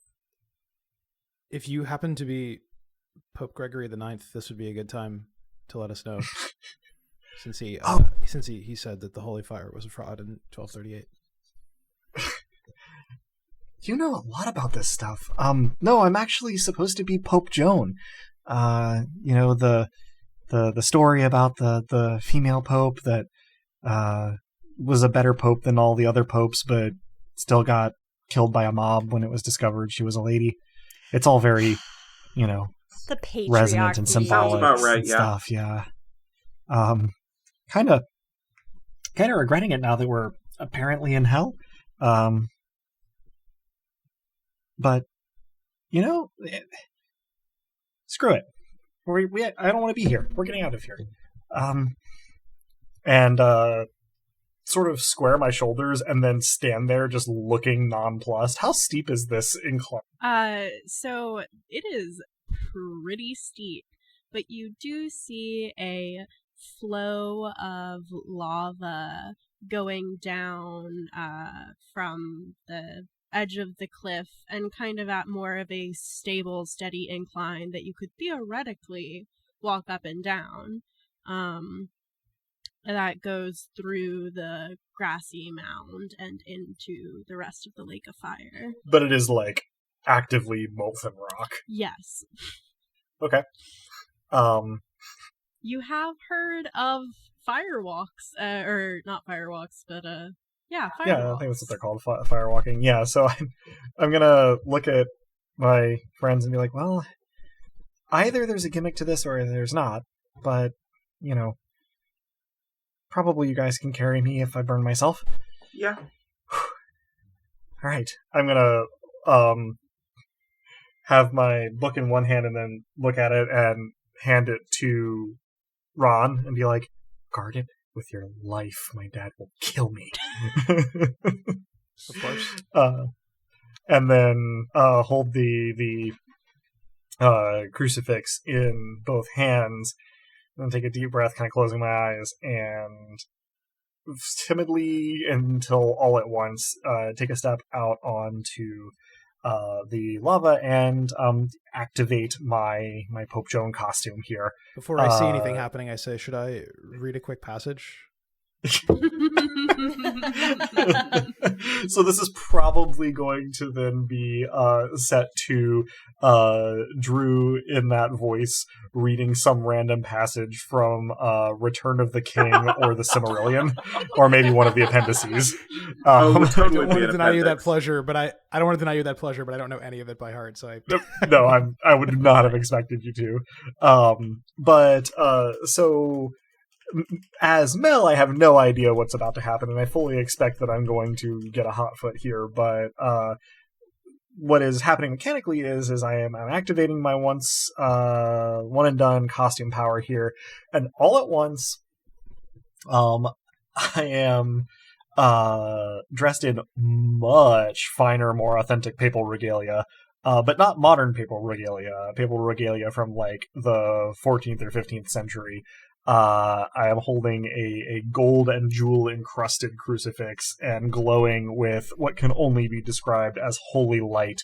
You might hear choral singing on the edges of your hearing as I take 2 steps onto this lava flow and then begin to float down it at a stately yet rapid pace.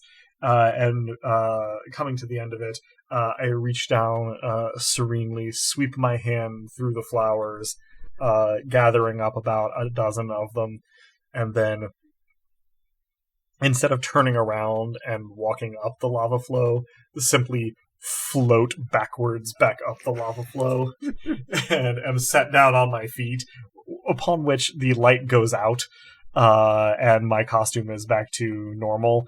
And I stagger a little bit and then kind of like visibly force myself not to vomit from the vertigo involved in floating forward and backward before turning around Ray with a wan smile. Wide-eyed looking at you. I think I did it. I think I did it. Right. totter one direction real quick. I'm like, can I lean on somebody's shoulder real quick? Yeah, of course. Absolutely incredible. That was amazing. I did miss part of it because I was finding an appropriate passage. From the ashes, a fire shall be woken. A light from the shadow shall spring. Renewed shall be the blade that was broken.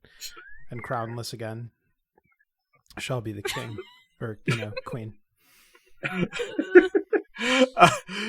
Look at you and blink twice and go, that is so much more metal than it would have been if that was actually a Bible. You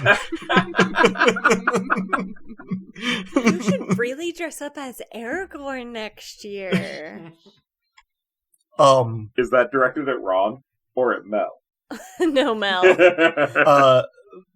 Directed at Mel makes an instantaneous dramatic difference to my bearing. I am all of a sudden like enthusiastic smiles. I'm like, oh hell yeah, you're right. That would be great. And as I am supporting myself on Ron and moving toward the door holding these flowers, I am already putting together my Aragorn costume for next year in my head. And I knock on the door and say, have your goddamn flowers. Ash opens the door and goes, oh, well, that was easy. Thank you. And grabs them and closes the door.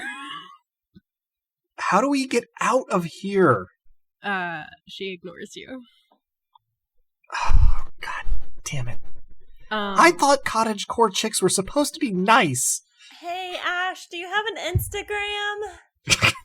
She pops back up and says, oh, follow me at,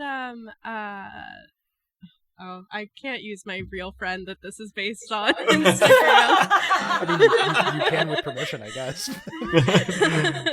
I will ask her.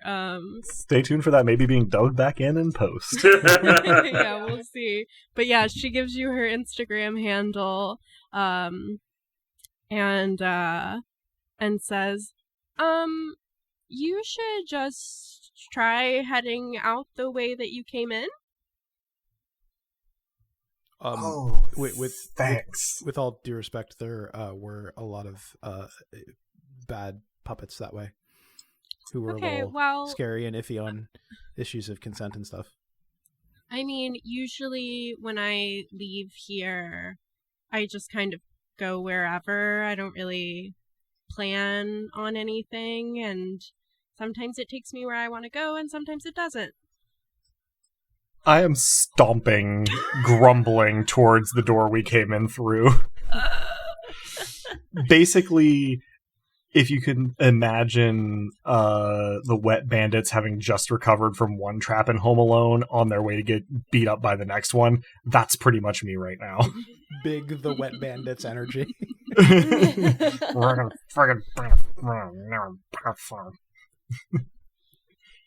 before they take off, I kind of wave at Ash and been like, thank you so much for the tea and the mascara tips. My Instagram handle is that creepy biatch. It's named after my haters. You know how it goes. You might as well take what they use to hurt you and turn it into your armor, right? Oh yeah, they just be hating all the time. Ignore the haters, set fire to the haters. Yeah, I totally agree. That's why I like you. That's why my handle is crypto is a bubble. She says, cool, I really only follow beauty influencers. I can respect that. You pick an area of interest and you pursue it to its fullest. Thank you for what I think we could call your help. Have a nice eternity. Okay, bye. And she closes the door and puts her Heaven and Hell acoustic back on. Yeah. Ray I just sort spin of around without really knowing what the hell to say. Spin around on my heel and yell, at least play the original, and then fling open the door. The one that we came in through. Okay. Yeah. Yeah, do all of you head out? Yep. Yeah, Yeah. as I'm thumbing her username into my Instagram so I can give her like a follow right away. Mm-hmm. You have Signal down here? That's You amazing. immediately get a follow back. God damn it. This is hell. All right. Hell is As you all other influencers. I'm sorry, please continue. Hell is empty. The influencers are all here.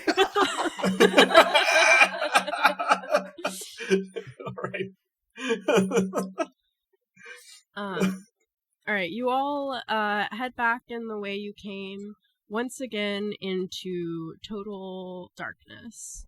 And in total darkness you remain. This is getting really old. Does anybody have a lighter? I turned my phone flashlight on because I was still kind of thumbing through Ash's profile and liking everything. You do not see anything. Not your friends. There is nothing in front of you. You feel floor, you do not see floor. Each of us are separated and alone then. You do not hear or see your friends. Well, shit. Guys? Are you there? Guys? Does Totally the floor not feel... funny. Does the floor feel normal? I mean, that's all the input we have. What the fuck is this? You feel solid ground, and as you realize that you are pretty much alone, you see a little bit more. It is not pitch black in here, but a deep, deep midnight, and or midnight blue. And you see a few twinkling dots of light far, far off in the distance. Each one of you sees this. The dots of light are different colors. There is a purple, there is a red, there is a pink, there is a white, and there is a green. So, I am assuming this would count as spooky things happening. Yeah, you know what? You guys haven't rolled in a while. Let us roll something, your spooky die. Okay. Yeah, I definitely did not get a success there. Okay. I did. 6. Okay. I did, but can I ignore that? Because I got this a is my 5. particular fear, and why the hell not? Yes, you very much are allowed to just rack up a spooky point. But you are all good. Okay. So, I racked up a spooky point Yes. because I got a failure. And I chose to take one. Yeah. Yes. As my reaction is probably going to be a little bit more mundane, I just start running and yelling for my friends in whatever direction I was facing. Okay. Mel, as you are running, you realize that the dots of light around you are moving. Okay. While I think about what to do with that. Yeah, you all may respond. Particularly probably Des. Yeah, Yeah. I am probably, stock still, ramrod straight, and, quietly, mutter, guys, where'd you go? Guys, look, this isn't cool, guys. Say something, please. Oh, Des, roll another something spooky, since this is very frightening. That's a 2.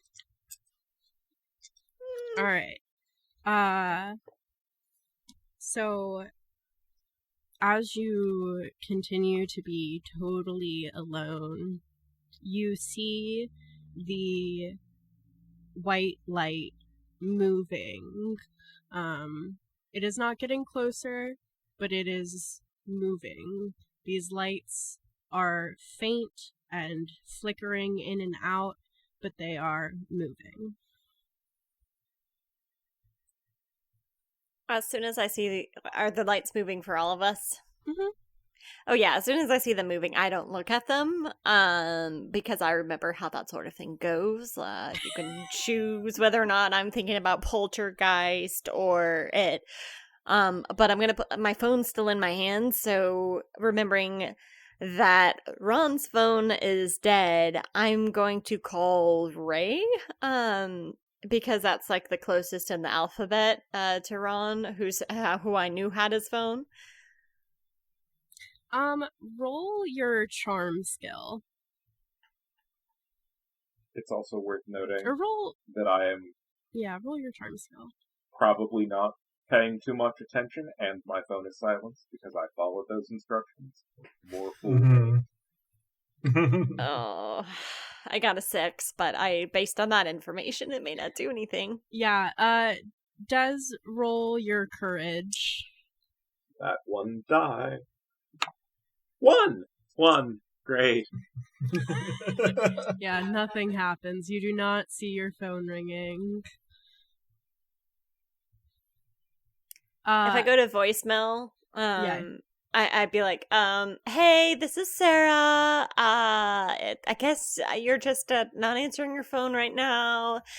I don't know where you guys went. I hope you didn't leave me, but it's kind of dark here and there's some lights. Anyway, I'm just gonna kind of go down my phone list, and I know Ron's phone is dead, but I guess I'll try Mel next. Hopefully you're not also in a dark void. But hey, if you are, as long as you didn't leave me, that's totes cool too. Like, we all have to spend some time in dark voids every once in a while. Anyway, this is turning into a long message. I'll catch you later, I guess. Take care. Bye. I'm gonna hang up. That's going to be a trip to listen to. Ron, do you have a reaction to being fully alone? I think I've been seeing talking these this. lights? I think I've been talking this entire time, and realizing that no one is stopping me or reacting, I just keep talking. I think I walk as fast as I can in the direction of whatever light I think I'm closest to until I realize I'm not getting any closer, and then I repeat the process. Would you like to decide on a color light that you are walking closer to? There is purple, red, white, and green.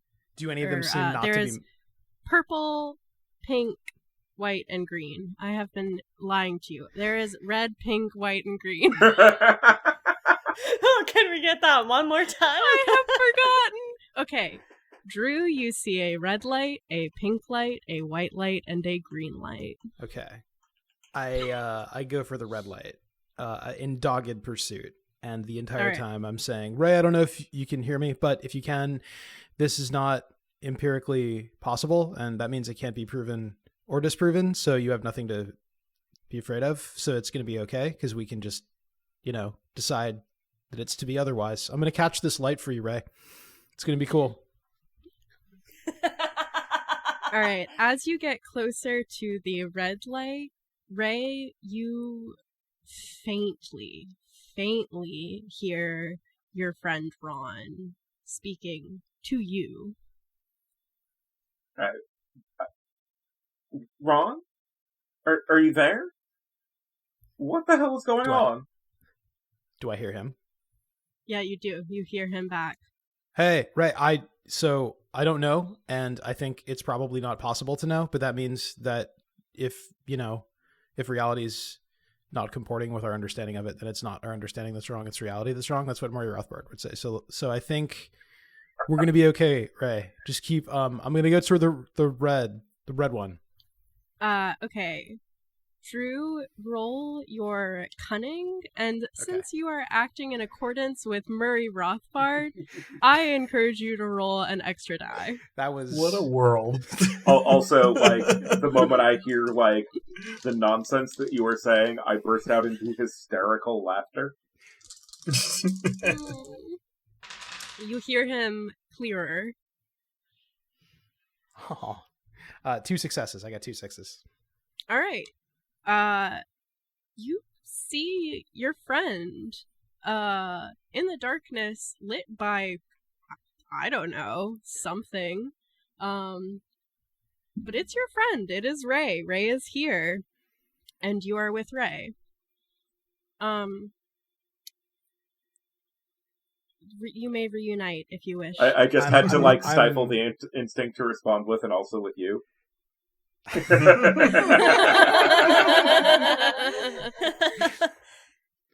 not like totally wrong. I want to give him a hug, but I don't show him emotion, or at least I think I'm not showing emotion. I also don't want to harm the dragon costume, so I give him an extremely tentative hug on several counts.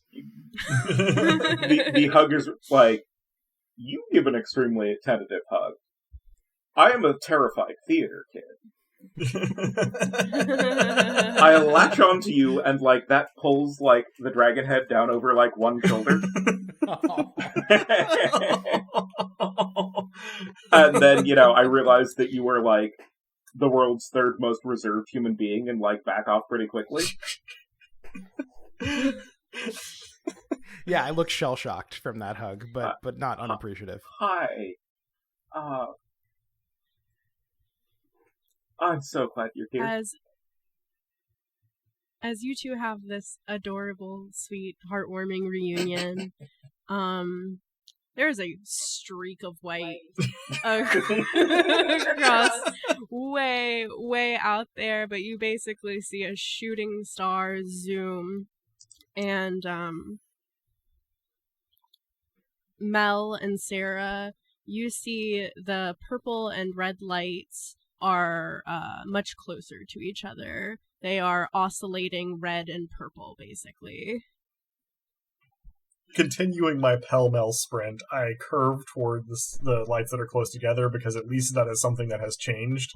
And I'm continuing my breathless yelling about, is anybody there? As you run towards these red and purple lights, Ray and Ron, as soon as you have reunited and are having a wholesome moment, you hear screaming, though faint at first,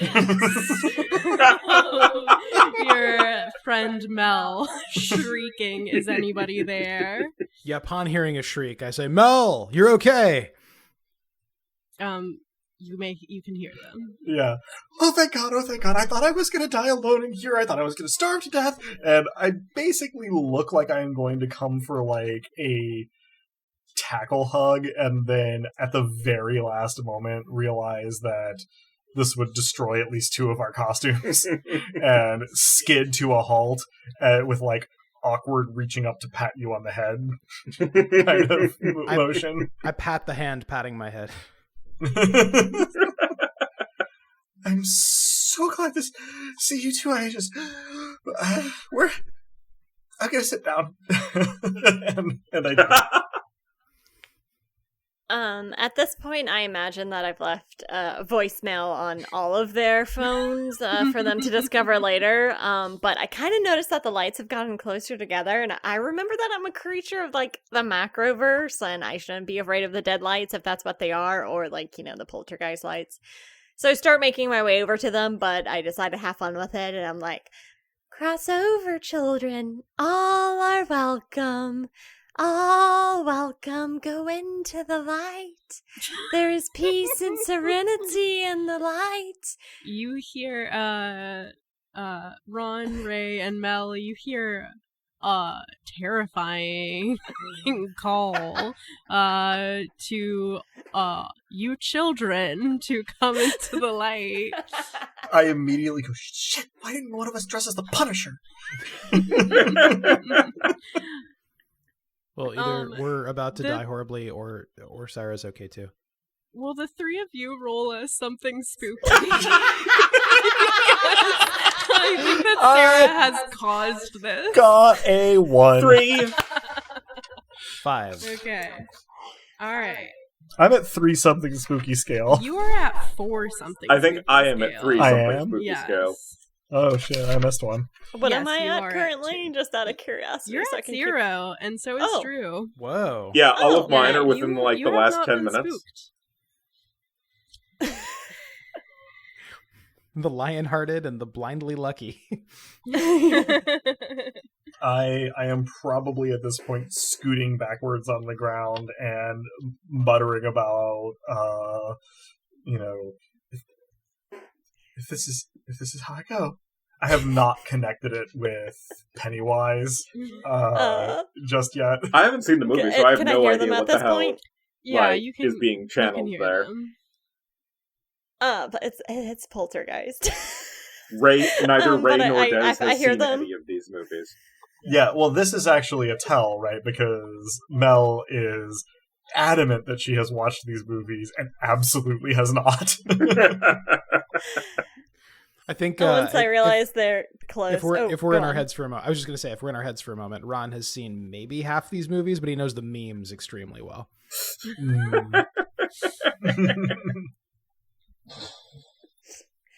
I kind of, if I hear them, I keep heading in their direction, and once I see them, I take a deep breath and go, "This house is clean."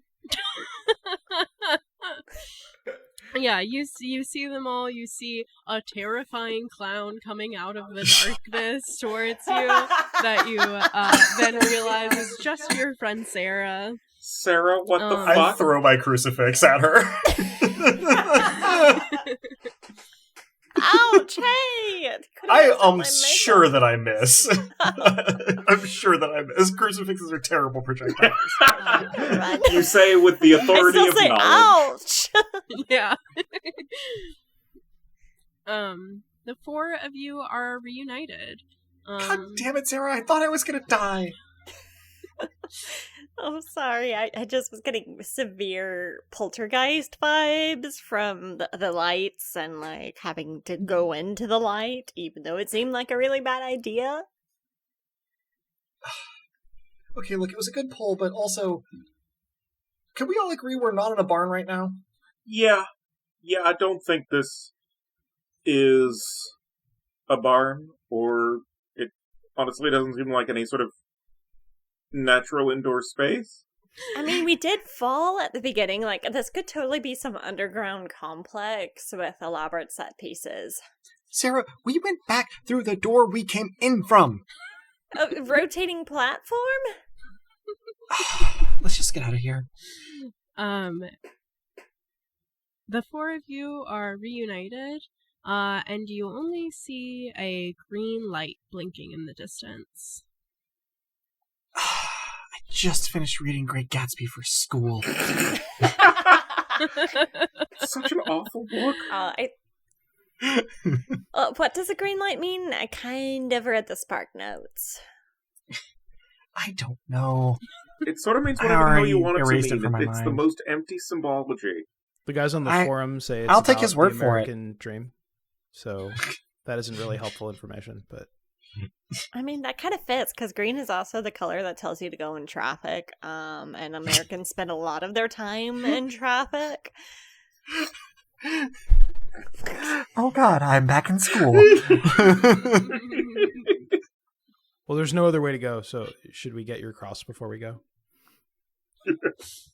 Oh, you know what? Screw it. I don't need it. Let's just go.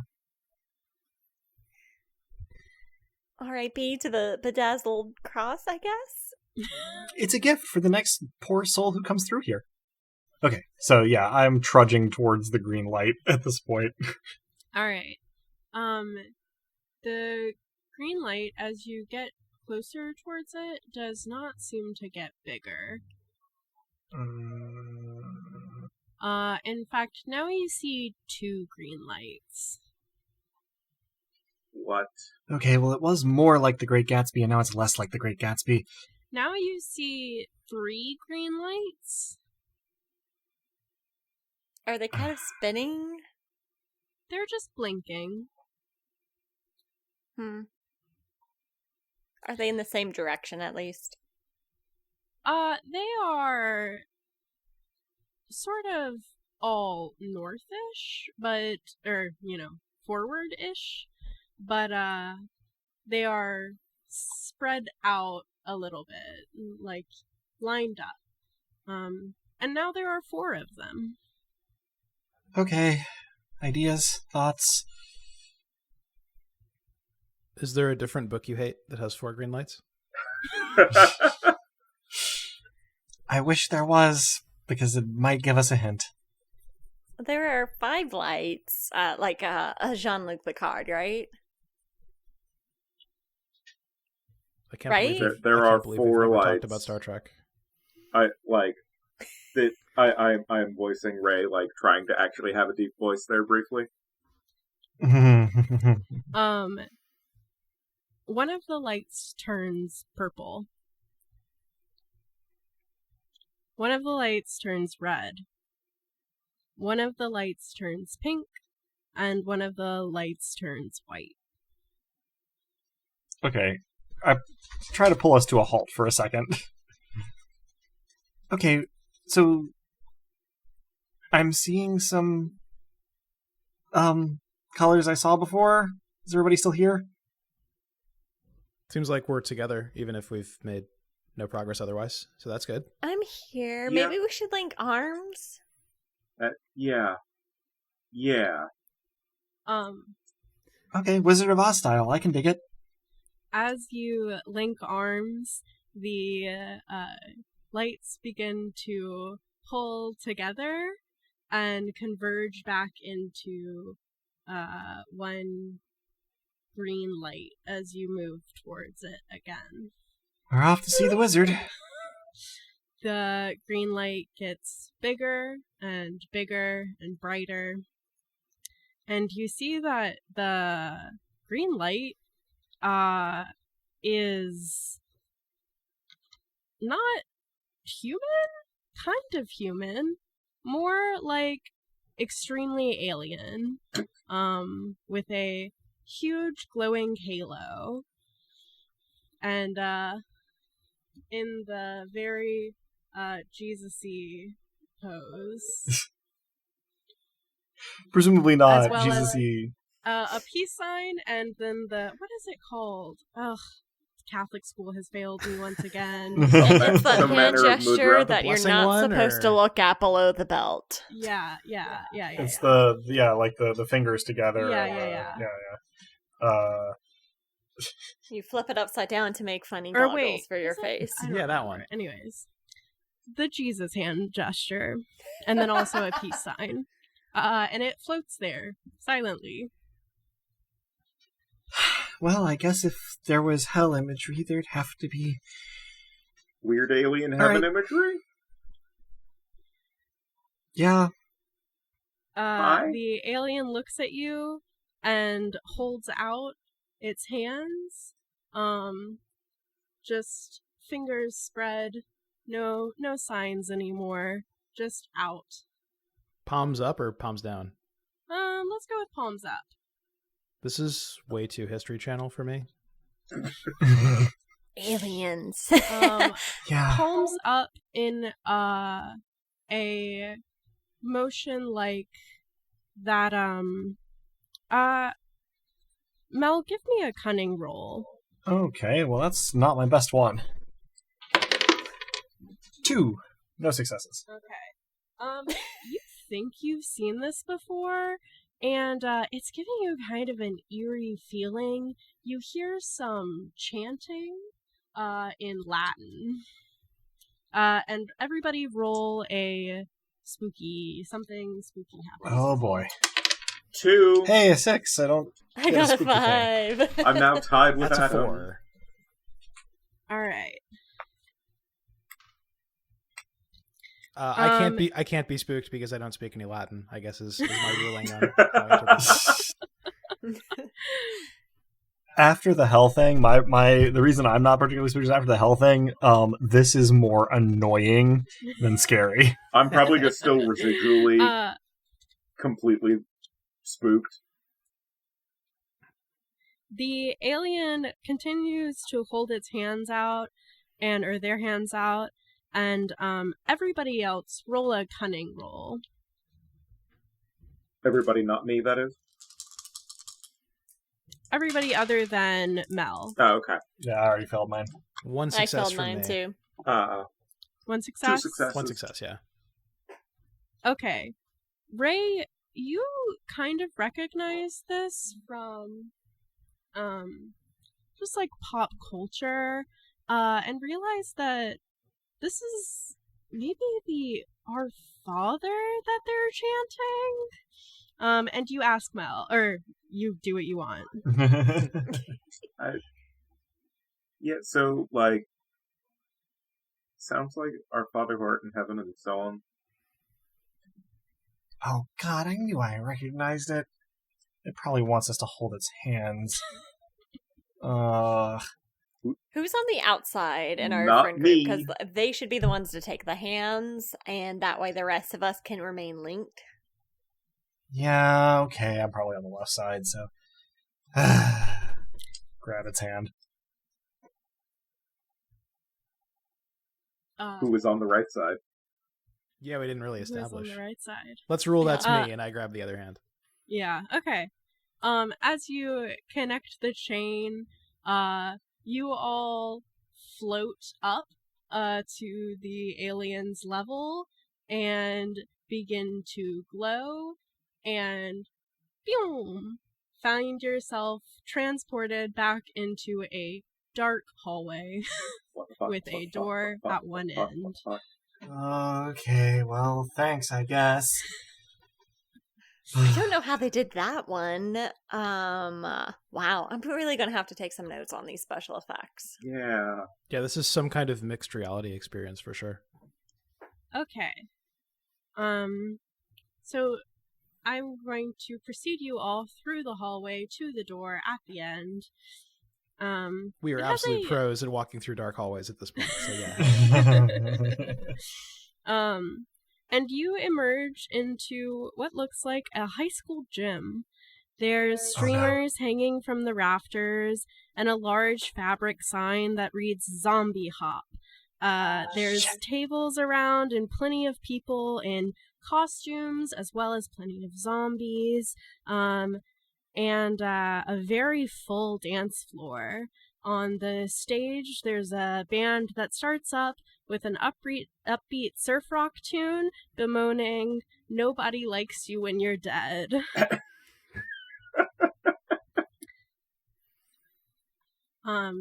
You see a zombie nervously in a long prom dress, nervously flitting around a table where people are scrawling and slipping pieces of paper into a box.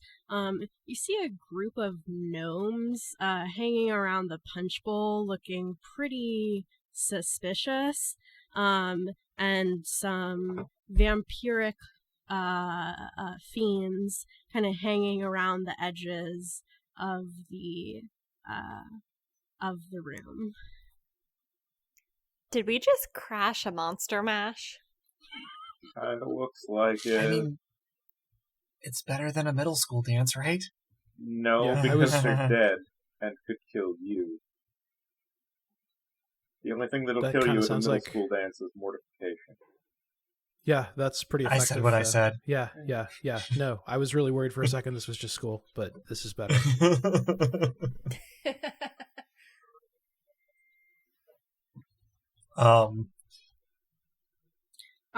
A girl wearing a shrimp costume The walks audible past question mark you was so rad. Oh my God. and gives you all a look and says, "Whoa, great costumes! I love your wings." She says to you, Ray. Thanks, and I'll flap them. Yeah, she walks off.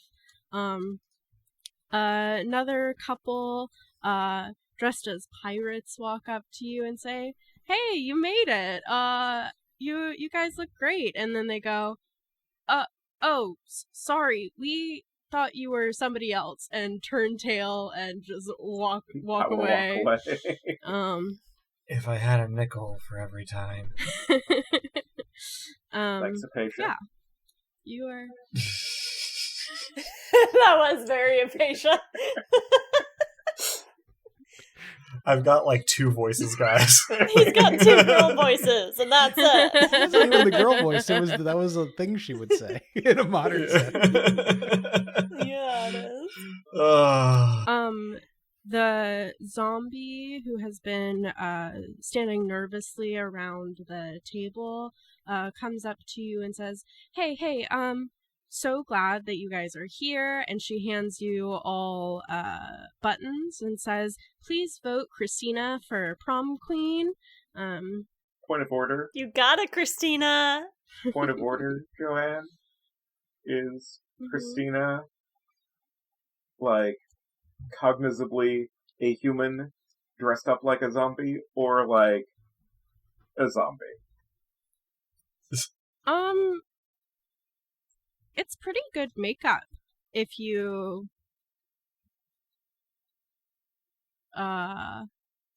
you Feel free to make me roll could for be this. fooled by it.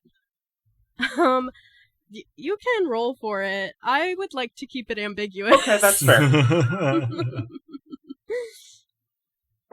Sure. Yeah, you can't quite tell. Okay.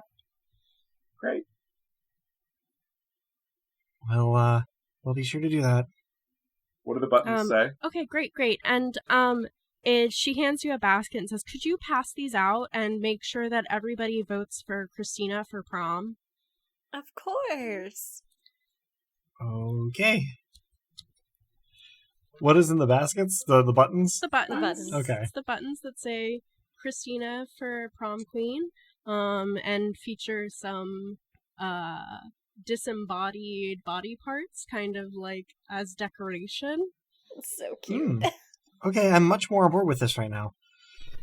Yeah, I love the, like, absolute conviction to her theme that she's got going on here. Yeah, she's definitely my prom queen. Did you know that at my old school, like, I was in the running, and then my so-called friends got really upset about that and started a smear campaign, and, like, you know, maybe the pig's blood was a little bit much, but hey, like, I'm tired of trying to get people to like me that don't even like themselves, and, oh gosh, sorry, I'm totally oversharing. Let's spread Sarah. these buttons around. That's the first time you've ever mentioned your old school. What the hell happened? I kind of did a small-scale reenactment of Carrie, minus the telekinesis and the pig's blood being dumped on the innocent one.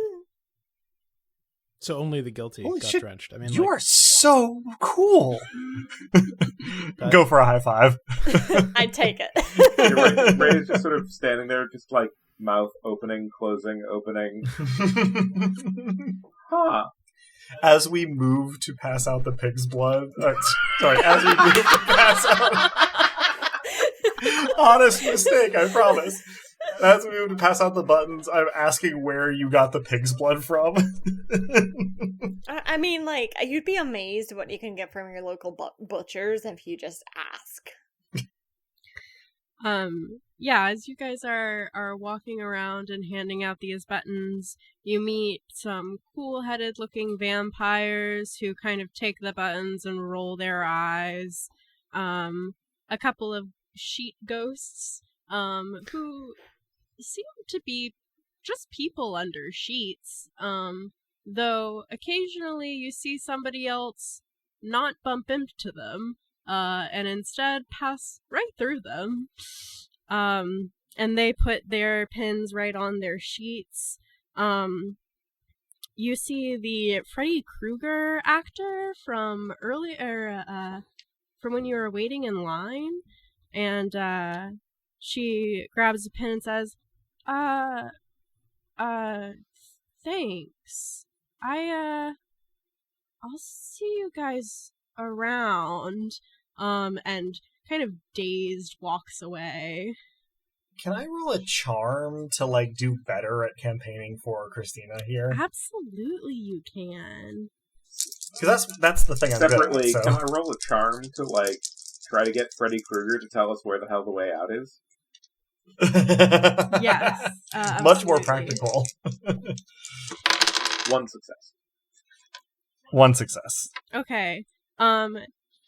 Ray, Freddy Krueger looks at you and goes, you guys are trying to get out too. I thought I was gonna be scaring people, but then I didn't see any of my friends, and I ended up here, and and there was a enchanted forest and those shitty fucking gnomes.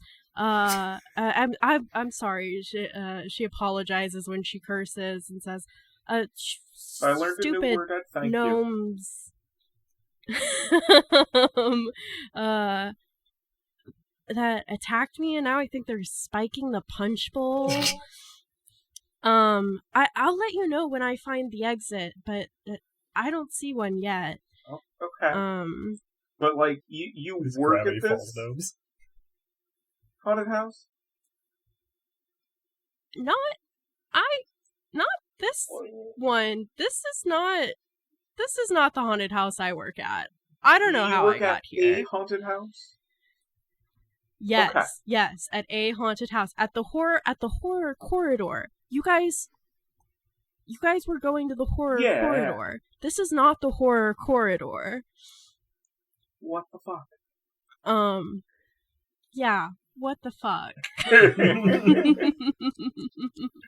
Adam, what was your... I had one success to try to campaign for Christina for prom queen. Okay, you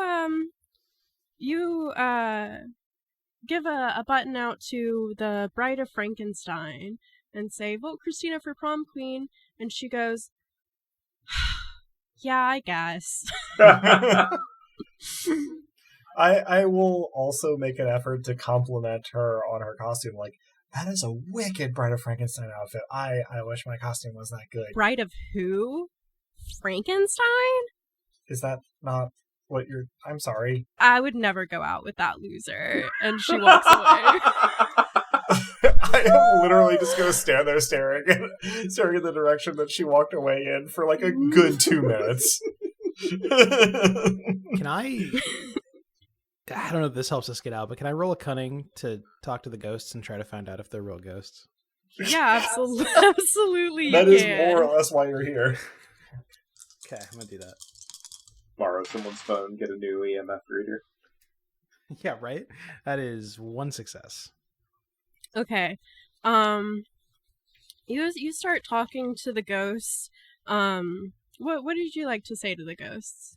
I say that I've been very interested in states that are neither here nor there, in between. However, people misuse the phrase liminal spaces on the internet a lot. They think it means hallways or like abandoned places, but no, it's like about like a place that is going to be, but is not what it was, but is not yet what it's going to become. And I think if we could confirm the existence of a ghost-like being, it would be a good basis for some sort of blockchain-based currency, because the value could both increase and decrease simultaneously. And as such, I'm very interested in whether ghosts could perhaps interact with investors such as myself. They nod and are kind of like floating up and down. And as they hear you say investor, they disappear. And you can roll a spooky, something spooky roll, please. Okay, something spooky and something disappointing. That's a 4, so I guess I remain unspooked. And you the reason remain is, unspooked. Just sad. The reason is, I really thought they were going to disappear sooner.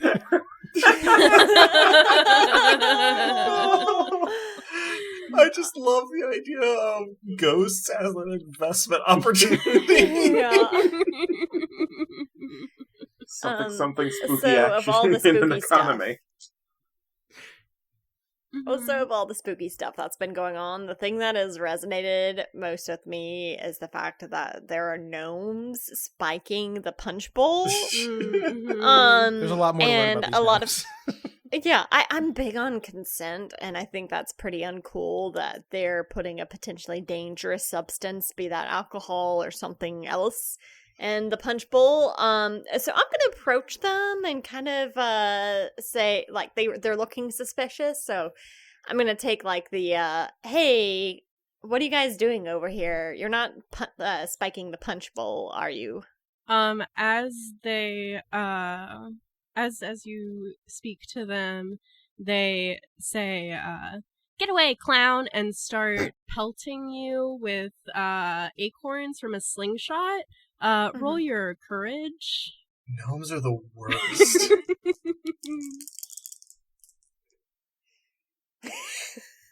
Got 2 4s. Okay.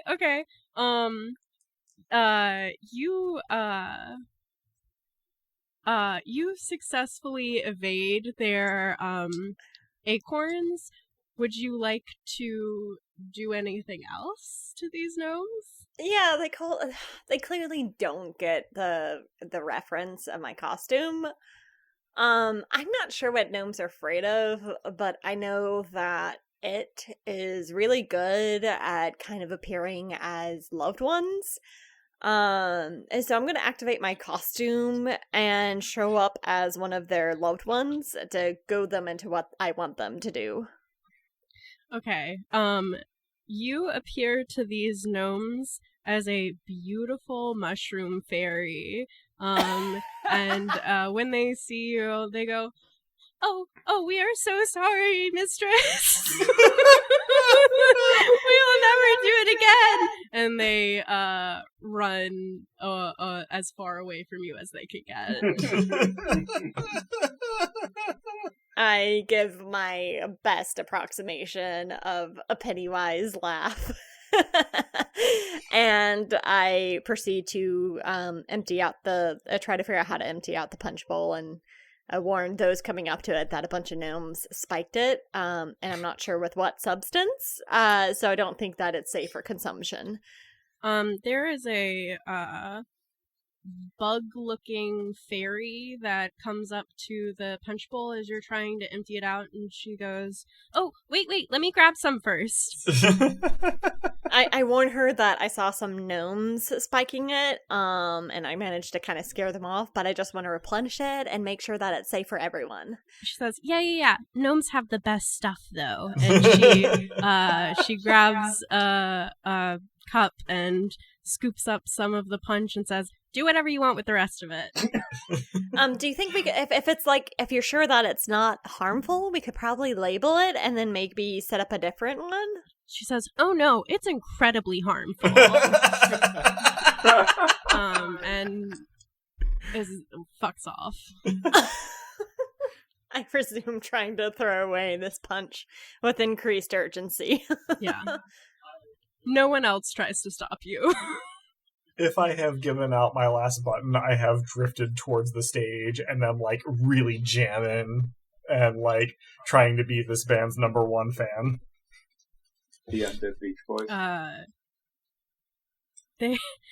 They see you, and a particularly rad-looking heavy metal grandma on the drums points to you with her drumsticks and says, "Fuck the Pope," and goes 1, 2, 3, 4, and then they move into their next song.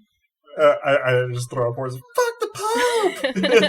And I'm basically lost to the objective of getting out of here for the next couple of minutes. Same, because I'm currently asking the vampires about real estate.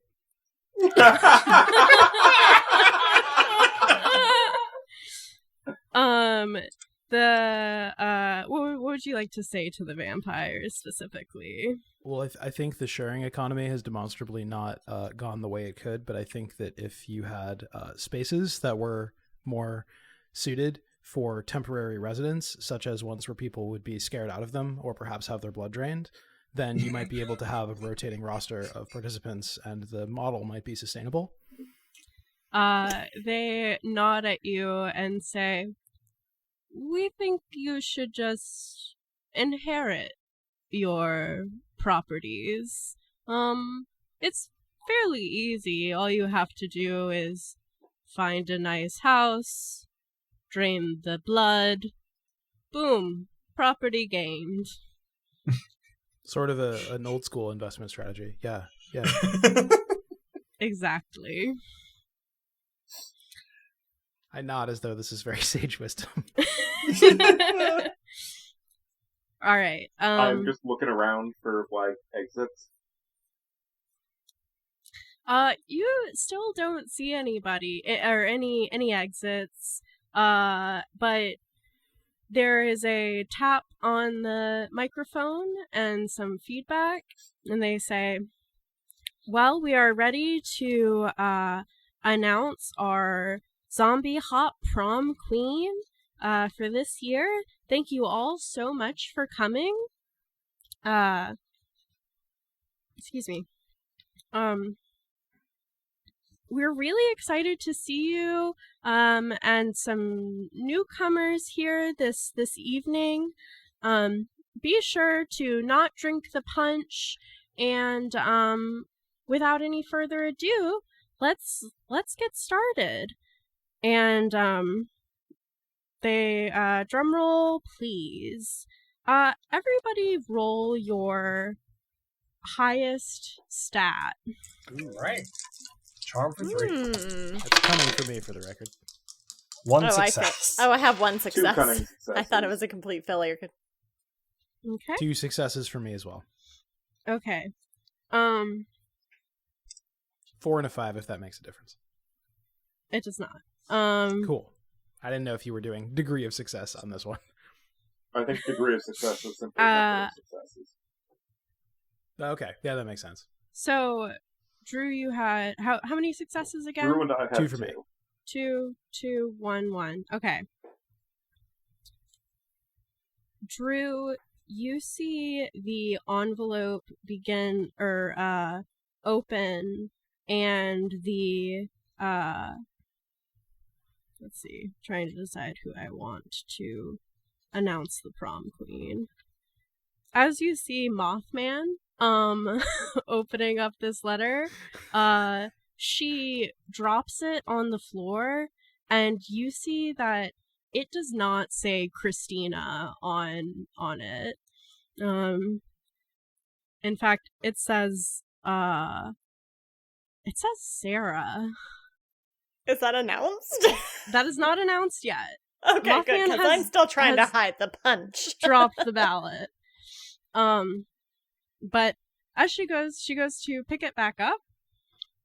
And she looks at it and says, is there a Sarah here? Sarah, congratulations. You are the zombie prom queen. Come on up, and starts tentatively clapping, and everybody starts kind of clapping. I am like full on like woo, like clapping above my head when Sarah's name was announced. I quickly shove the punch under a table. Once I realize that there is not another Sarah present, I kind of put on my most winsome grin. And walk up and to take the mic and say, thank you, but I think we all know that Christina is the real winner here. Christina is sobbing and walks up to the stage. Sarah, roll a courage roll. 2 5s. Okay. As you walk up, as she walks up, Christina grabs the crown from you and says, I'm so sorry that I couldn't just let you have this, but I want to be prom queen so bad. And she looks at the crown, she says, but I clearly do not deserve prom queen. And she looks up at you and says, you know what? We're all queens. And we're all queens, Christina! breaking the tiara and hands you a piece and starts throwing pieces out into the audience, and says, happy prom, everybody! And everybody cheers and screams and catches their bits of crown. Thoroughly ruining the mood. I yell, probably not as audibly as I would have liked, something like, yeah, down with the monarchy!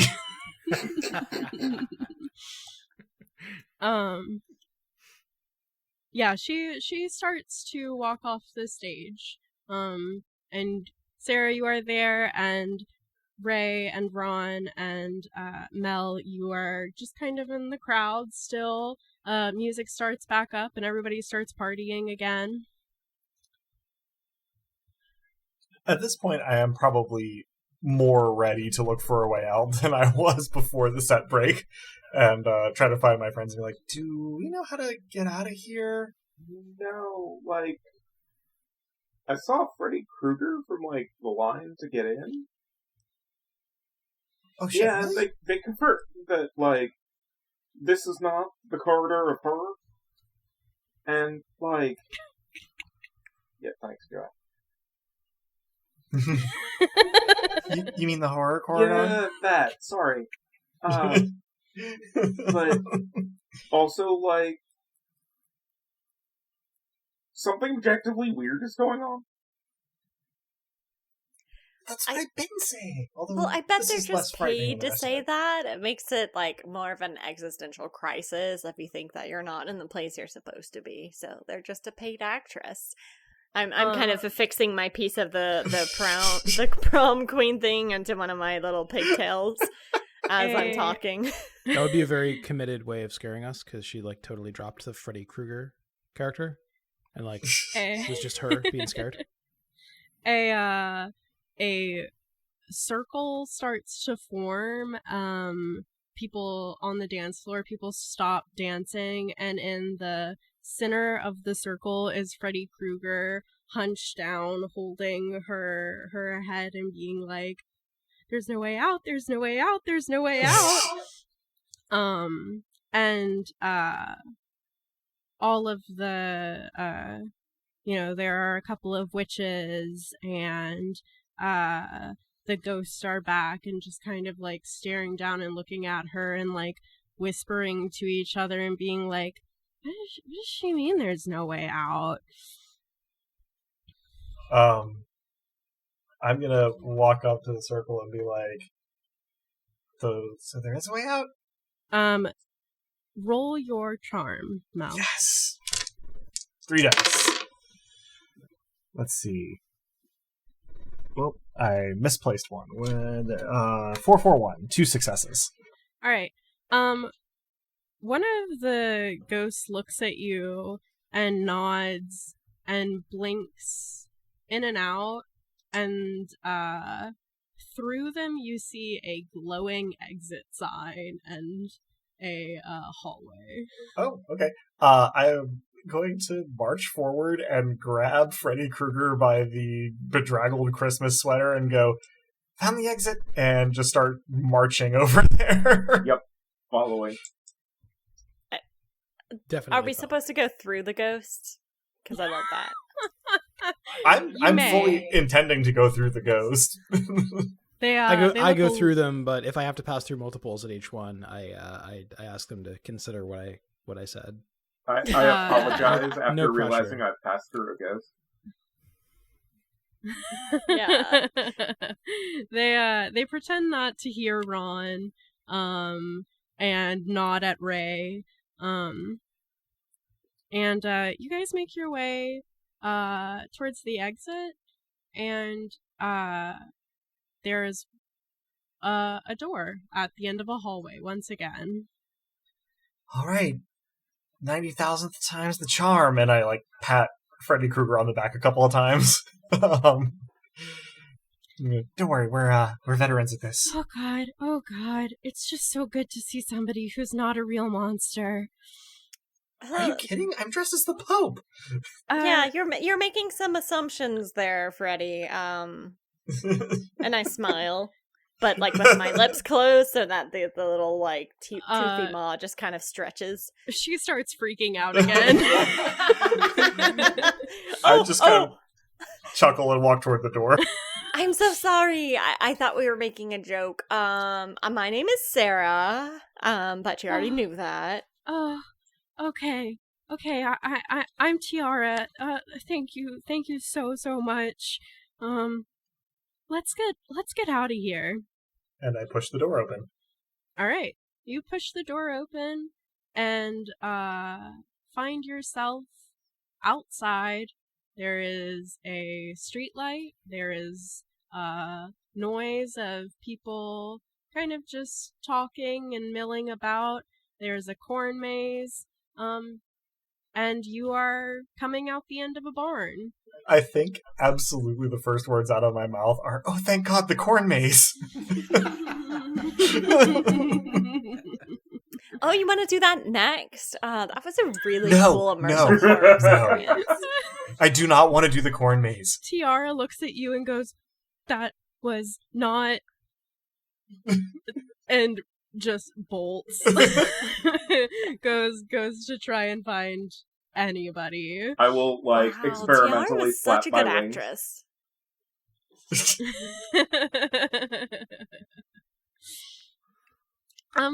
Congratulations, everybody. You have made it out of the corridor of horror. Yeah, high fives all around. I think probably I come around on the idea that this was actually really rad now that I know I'm not going to die in there. There's a booth with a bored teenager selling shirts that say, "I survived the corridor of horror." They're being sold for $25 each. I am excited until I see the price tag, at which point I put my hands in my pockets and walk away. I invoke the power of my costume. You may do that. I invoke the power of praxology, which is the ability to make something that is objectively not true through argument. So, just for a moment, the t-shirts cost $1, and I buy them for everybody. The teenager takes your money and hands you the shirts without a second thought. I give says, Ron another high five. He says, "Oh, buying these for your grandkids?" That's literally the nicest thing anybody's ever said to me. Thank you. Oh my gosh, thank you so much. This is so cute. I love how colorful it is. Just so you know, I'm gonna give this place such a great rating on TripAdvisor. I probably am gently shepherding Sarah toward the hot apple cider booth. Yeah. All right, I don't know how to end I mean, things. We have hot apple cider. As we are Yeah, we have hot Yeah, apple cider. the hot apple cider, I will just try again with the flapping wings and just because I can, and we're closing this out, invoke my power to just briefly fly for a few seconds and then settle back down. Absolutely, you absolutely can do that. I see a gutter Ron and I achieves climb down lift. into it. With the last of my again. power. Yeah. With the last of my power, I change Dez's shirt and mine to say I survived the horror corridor and I didn't even have to invoke my godlike powers. It is so inconsistent in my little book if I say the horror corridor or the corridor of horror. I as like well. that in universe they also do Yeah. it Nobody a knows bunch what of it's different fucking called. Yeah. alternate. I like The that. horrible horror corridor of horrors. Horrible corridor. No. Thank you guys so much for playing. That was my first one shot. I have never GM'd, and I had fun. It was fantastic. Regardless, The players had a lot of fun too, for the record. Yes. I'm That glad. was a That's- delightful time. That's the goal. My audience is me, and also y'all. All right. And that concludes this session of Dice Punks. Thanks for joining us. I hope our players and listeners enjoyed it as much as I did, and that you'll all join us again next time. If you're hearing us now, then you probably know where to find this. But we can be found almost any place one can listen to podcasts, as well as on the wider web at dicepunks.com and on Twitter as @dicepunks. With that, I think we're ready to say farewell. Say goodbye to the kind folks at home, players. Thanks so much for listening, and cryptocurrency is in fact a bubble. Ron will figure that out eventually. Thanks for listening, everyone, and remember not to judge a clown by their gutter. Thanks for listening, everyone. And not even supernatural power can save you from being alone. Oof. Oh. Thanks for listening, everyone, and fuck the Pope. Yeah. I'm glad we ended on a high note. And as the poet once said, just because I'm biting on your head, there's no need to be impolite.